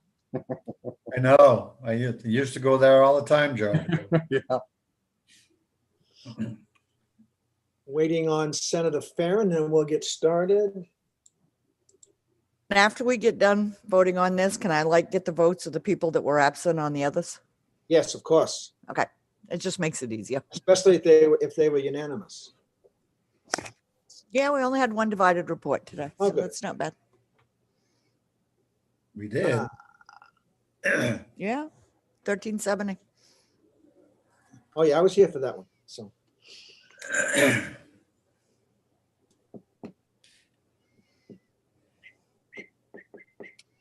That wouldn't have been Representative Williams, would it? No, of course not. Yeah, it was. Hold on. It's nice to have every committee needs a conscience. All right. And here is yours. Oh, here he is. He's back. All right. Representative O'Connell is back too. So, all right, we're back in session on 227. We need a motion to take 227 off the table. Make that motion, Mr. Chair. Made and seconded. Second. All those in favor, just raise your hands, please. Take it off the table. Good, thank you.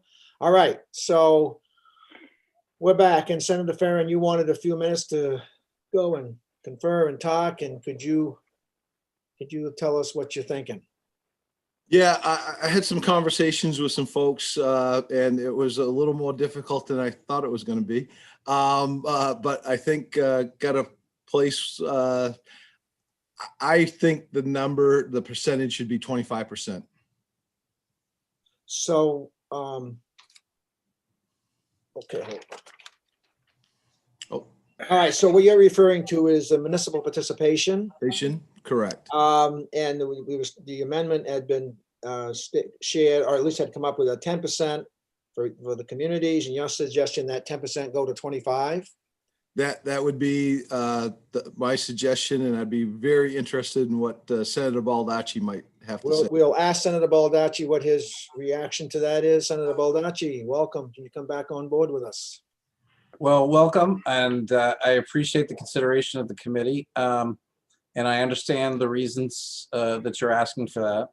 Obviously, I was comfortable with the 10%, but I'm willing to go along if we can suggest that the money, the first, so it'd be 50,000, the first 25,000 be paid on or by some date in 2021, and then the remainder be paid on or by some date in 2022, just to be considerate of the municipal fiscal cycles and the rest of it. And I am heartened, to be honest with you. I got a call from the mayor of Waterville just in between sessions, who understands Bangor's participation. The mayor of Waterville is committed to work with me on this issue as well. So, one of the reasons for the 10% is in terms of that issue, but I'm heartened by the fact that, and I really appreciate the work of Representative White in Waterville. So I could live with it if we could break it down into 25,000 in 2021 and 25,000 in 2022, as long as the study can go forward, this year. Thank you. Thank you, Senator Baldacci. Senator Farren, could you just give us a quick reaction to that? Oh, I think that is very reasonable, understanding what the municipalities have to do on two fronts. Is that what the city of Bangor, has to do their budget process, in the city of Waterville, and maybe some other municipalities along the way. So absolutely, if that's what gets done, all in favor of that, Mr. Chair. Excellent. Representative Danny Martin. Thank you, Mr. Chair. Yeah, like I said earlier, my goal is to get a unanimous report on this here. Having made the motion, I would now withdraw my motion, and I would urge the individual who seconded to do as well. Your motion is still okay as long as you include that new piece, that friendly amendment to it, if you want to do it that way, Representative Martin. And that'd be fine, whatever it takes. So let me make sure I have this. The motion was ought to pass as amended. As And amended, it included that 10% piece of municipal participation, and that now has, if you want to include it, to go to 25% paid in from 1 year and another year, then that would be the only change to your ought to pass as amended. And I would be very agreeable to that. Now, can you remind me who seconded? Representative O'Connell. Representative O'Connell, you okay with that friendly amendment? Yes, sir. All right. So we have an amendment before us. Mr. Chairman, can I just say one more thing? Hold on. We have a motion before us that is ought to pass as amended, noted with the friendly amendment that was there. And now discussion about that amendment. Senator Baldacci, your hand is still up. Did you want to comment?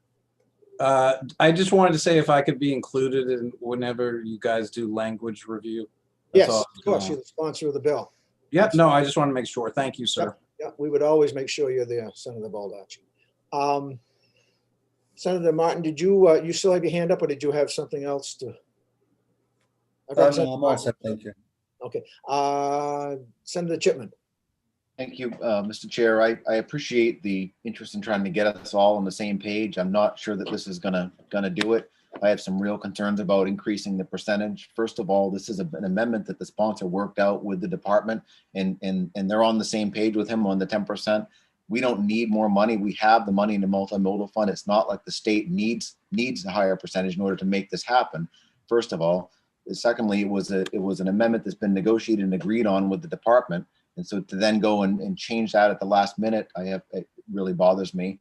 And third of all, I think it increases the likelihood or the possibility that this may never happen by increasing the percentages. We saw, and I've referenced earlier, the former Representative Sheets bill that we passed 2 years ago.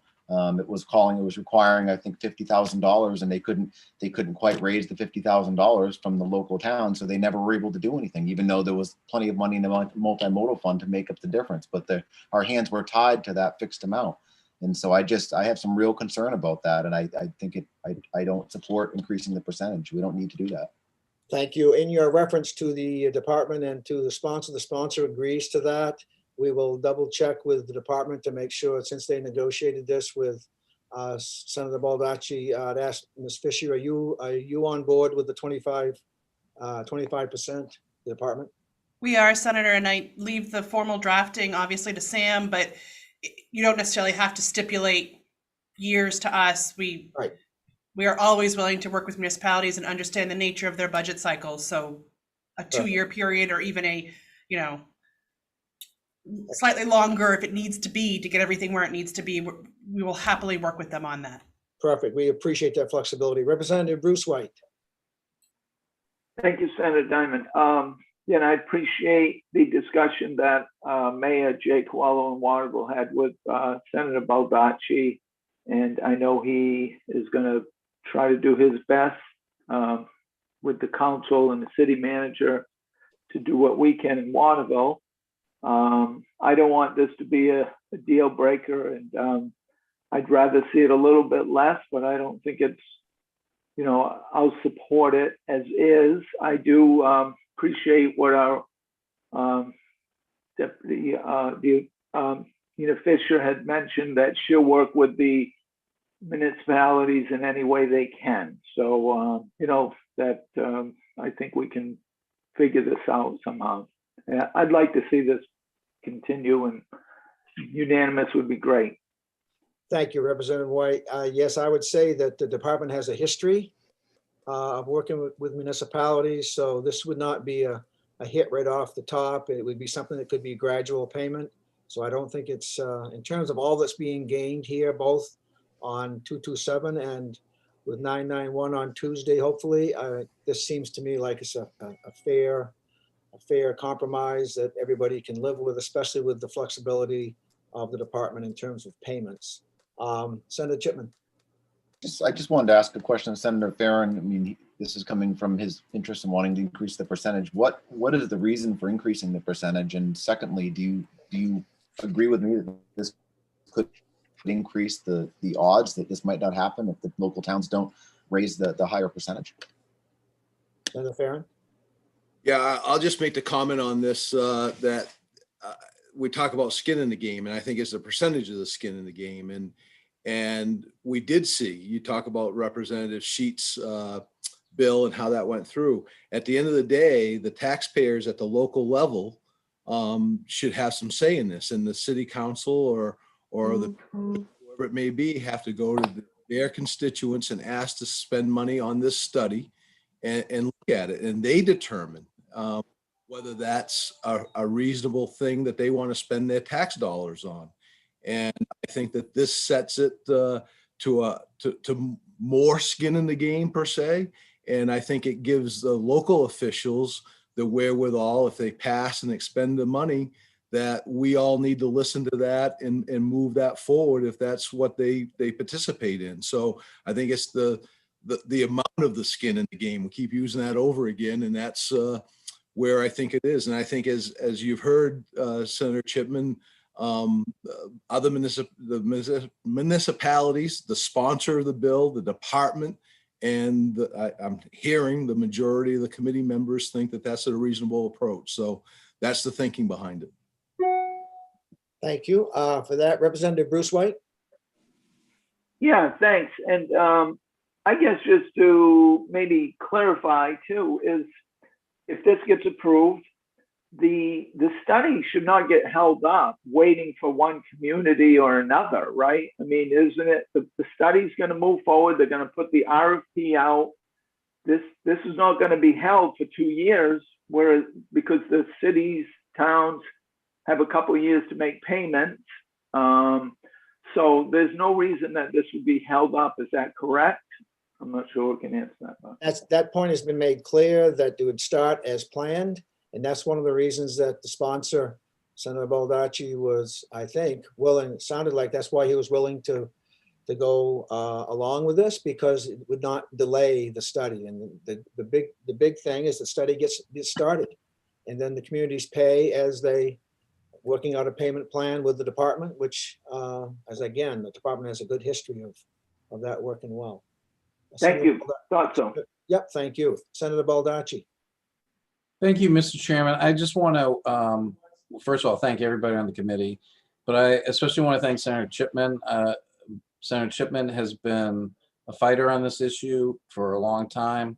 He certainly has helped me with this bill in getting to here. So I do want to thank Senator Chipman. I hear what you're saying. And while I don't necessarily disagree, I think it's important, as Representative White said, that we come together, and I'm willing to make sure that happens so that we can move forward together. So, but I can't say enough about how much I appreciate your help and support just to get here. And I appreciate everybody's help and support. Thank you. Thank you, Senator Baldacci. Sam. Thanks, Senator Diamond. I just wanted to respond to Representative White's question, and hopefully, I think it was already clarified, but just from a drafting perspective, I think what I'm hearing from the committee is that you would like the proposed amendment would be that the study can start upon the commitment to buy-in by the municipalities, and then they can work out how the installment of payments happens over time. And I think that we would probably kind of draft it in pretty much those words. We'd say that the department has to secure a commitment for the municipalities, and then the municipalities may pay, in installments that are agreed upon between the department and the municipalities, so something to that nature. Good. Thank you for that clarity. Questions, Senator Chipman? I've got two questions. One's for sponsor Senator Baldacci. I just want to know if he's had conversations with city officials and believes at this point that the commitment's going to be there for this higher threshold, so that this actually will happen.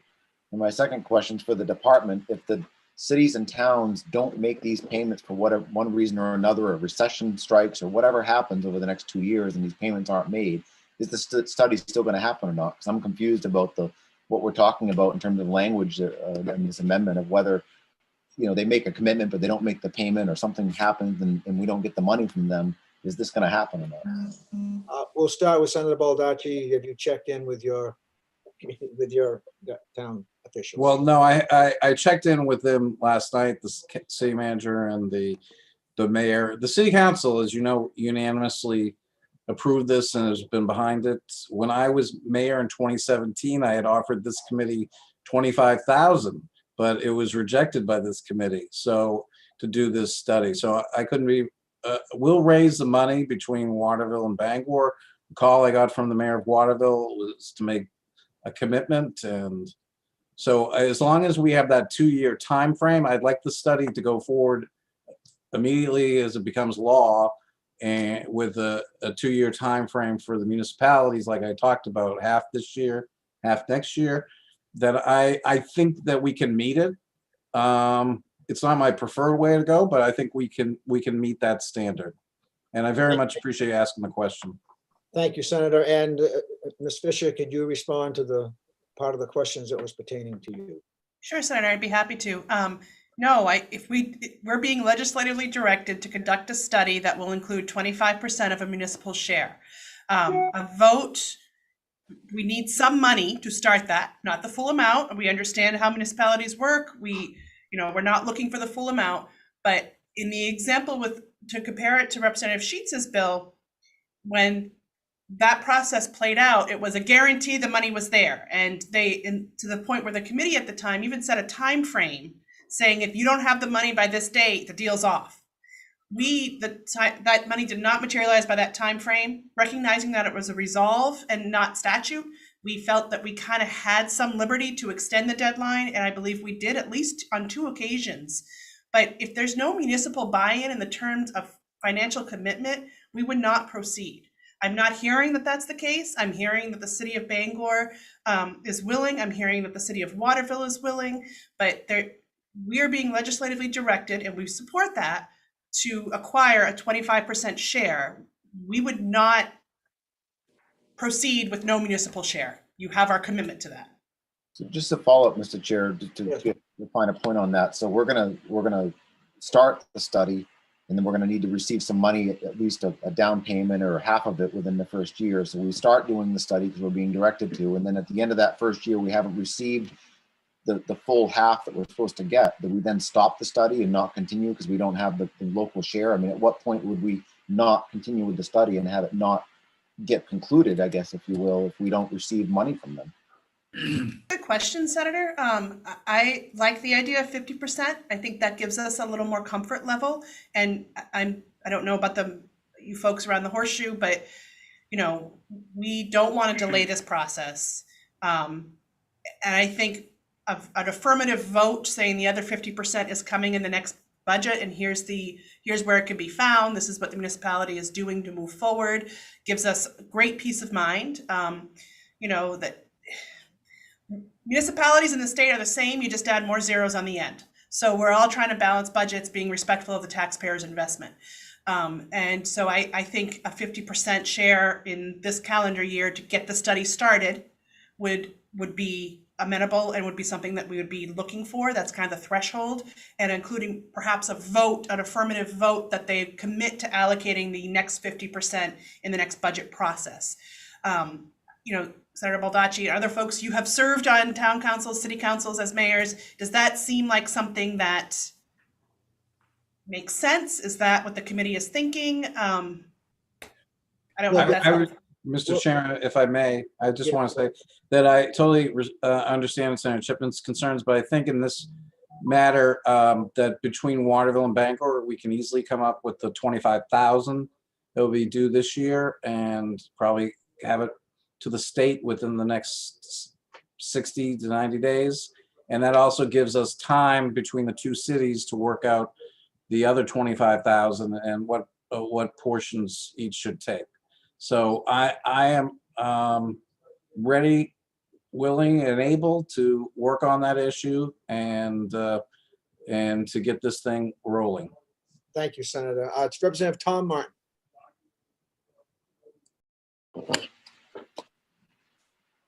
You gotta use your good hand, attaboy. It is actually, thank you, Mr. Chair. It's quite a challenge to go left, and I got a trackball and everything wants to go the wrong way. Just a couple clarifying points, and I think Deputy Commissioner Fisher just mentioned that the department wanted half in hand, they wanted half down. So I think Sam needs to adjust his language for that. The second part would be, obviously, we're talking, this is nothing compared to what would get spent if the feasibility came back positive, correct? We're talking billions of dollars to get this thing rolling. A commitment on the municipalities at that point is going to be in the tens or hundreds of millions of dollars. So I think this really, I think, is just setting a precedence that, hey, if this comes down the road, be prepared. So this is small potatoes compared to what could potentially happen. So, Good point, Representative Martin. Appreciate that. Representative Bruce White. Hi, thanks.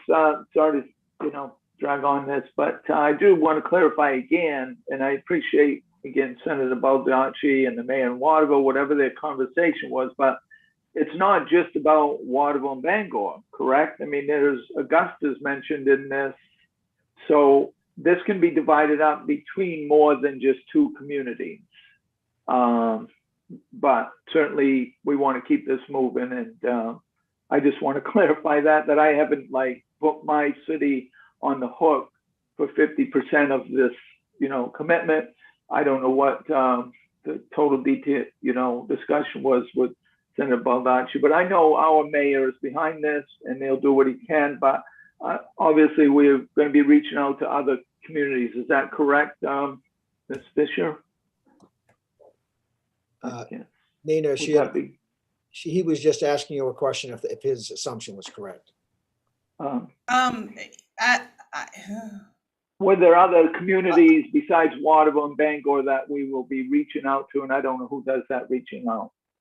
Well, I think that, Mr. Chairman, if I may. Go ahead. It's probably, so I think, yes, we can certainly reach out to other communities. It's just helpful to have some of the larger communities just go forward. So, but yes, and if there's a larger project, then that will require everybody that's on the line to be a part of it. But to get the study going, I'm hopeful Bangor, Waterville, perhaps Augusta, I'm not sure, perhaps some other towns in between can sign on. But if Bangor, Waterville can help get the study done, I think that helps take it forward. I don't have any firm, the discussion I had with the mayor of Waterville is that he is behind 100% and he'll work to make sure Waterville contributes its share. Yeah, okay, thank you. Just as long as we agree we're going to be reaching out to some of those other communities. Yeah, no, I'm even if happy it's to do small. that. I Yeah, just don't want thank the you. project to, I don't want the project to stall. I want it to I go agree forward. 100%. Yeah, okay. Thank you. Good. Representative Danny Martin. Thank you, Mr. Chair. You know, what's so great about a committee process is we're all entitled to our opinions, and that's a good thing. However, when we have a motion on the floor, it's an amended version, amended portion. The department supports it. The sponsor is okay with it. And quite frankly, I can't understand why my good friend from Portland, Senator Chipman, would be opposed to something that everybody agrees to. Now, here's the bottom line. If we don't support the pending motion as amended, we're going to lose the support of our friends on the other side of the aisle. So just in closing, those are my thoughts. Just to... Yep. Thank you. Thank you for that. Senator Chipman, before we go for a vote here, pretty quick. Yeah, I totally support where the sponsor's coming from and what he's trying to do with this bill. My concern is that by increasing the threshold from 10% to 25%, that we do increase the odds. I don't think anybody can disagree that it does increase the chances that we may not come up with the money. And I just don't want to see this not happen. So, I will, with all due respect to the process and the committee and the sponsor and the work that's gone into this, and as a co-sponsor of the bill, I will support the motion. But I do that with saying on the record today that I'm very, very concerned about whether this is actually going to happen. I hope it does, but I'm very concerned with the increased percentage about whether it does happen. Well, we really appreciate those comments, both putting the watchful eye and also that you're supporting the motion. Any other questions from the committee? Seeing none, Darlene. Representative Tom Martin's hand is up. Oh, I though. think he just couldn't get it down. Oh, okay, all right. I didn't want to raise the issue that he was having difficulty. But now I that you did. brought Sorry that up, about that. Now that you really embarrassed him, so. Okay, go ahead. I'm sorry. Okay, Senator Diamond, Yes. Representative Danny Martin, Yes. Senator Farren, Yes. Representative Perkins, Yes.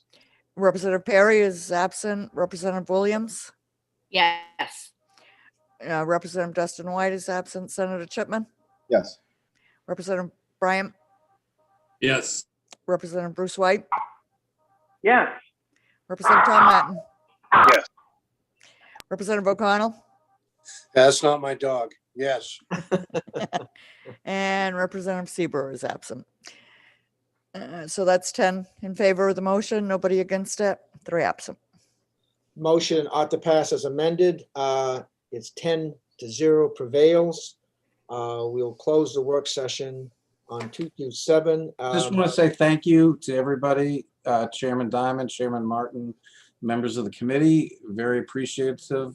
Look forward to working with the Department of Transportation. The City Council in Bangor is also looking forward to working with the Department of Transportation on this, and I'm sure the City Councils in Waterville as well.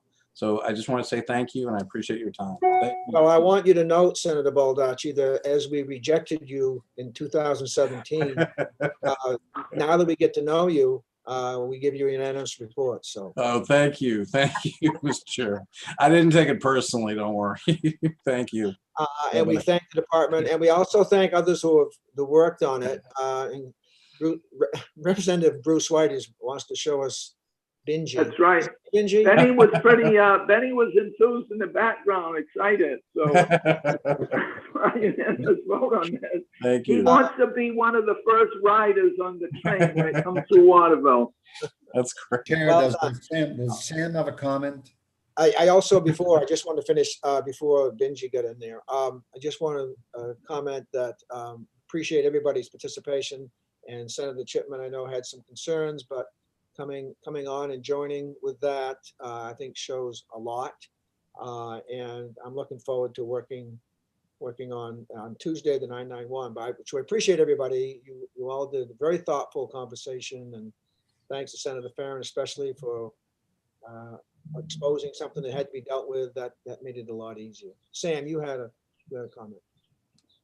Thanks, Senator Diamond. Yeah, I have two questions. One is just about the bills that were voted today. I usually, or in the past, I've asked this committee just to confirm that I'm authorized to work with the sponsor and the department and whoever else I may need to make sure the language comes out correctly. And Any objections with Sam working with the sponsor?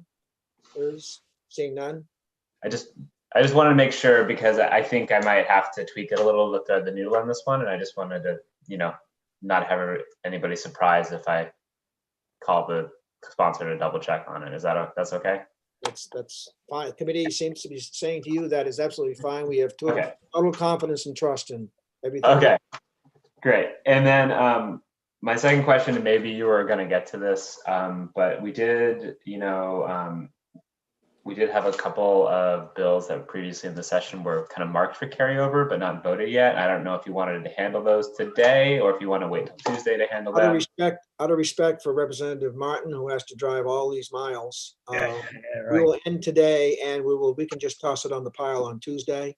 Sounds good. Clean everything up Tuesday, including the department going through the highway, the final changes in the. Senator Diamond, in regards to our 10 o'clock meeting on Tuesday, other than 991, we're dealing with the highway budget. Yes. It's my understanding that we have all the pieces and all the information we need. Is that correct? That's correct. We have all at least I have them, and I think you do, and I think everybody has seen the change package. And between now and, if you have questions between now and then, be sure to talk with members of the department, either Nina or Megan, and we can make sure that questions get answered prior to Tuesday and on Tuesday as well. We might be some other things we got to clean up as well. There may be other couple issues raised. That's always the way. And of course, then we'll work on 991. So Sure. anything else, Mr. Chair, on the House side, House Chair? I'm fine. I think Senator Chipman has a question or comment. Yep, I was just going to go to you first, and then we will get on to Senator Chipman. Yes. Yeah, just in terms of Tuesday, so would we be doing the highway budget at 10 o'clock first, and then we'd get into Well, you have a committee. 911 after that? You have a committee going on probably, and we're flexible. We can work around that with you. Yeah, I was just asking because I have committee, I think at 9 o'clock, and there's a whole slew of work sessions. So if we could do it maybe after the highway budget, do you think the highway budget will take too much time? How long do you think We have other things to do, a lot of housekeeping, so we'll clean everything up and do you last. If that's okay with you, Mr. Senator Representative Martin, are you okay with that? That's great. That's great. Okay. Great. So we'll do. Anything else? You want to show us your cat, Sam? No, but she wants to be part of the meeting. She's terrorizing the house and terrorizing me. Got it. Okay. I think Sam's had a rough week. Yeah. There's all kinds of comments that are not going to be made. I want to wish Representative Williams and Representative Tom Martin good health. Try to be careful because we want you back on Tuesday. Thank you, everybody. We'll see you. Good work. Well done. Have a good weekend. Good weekend, you guys. All right.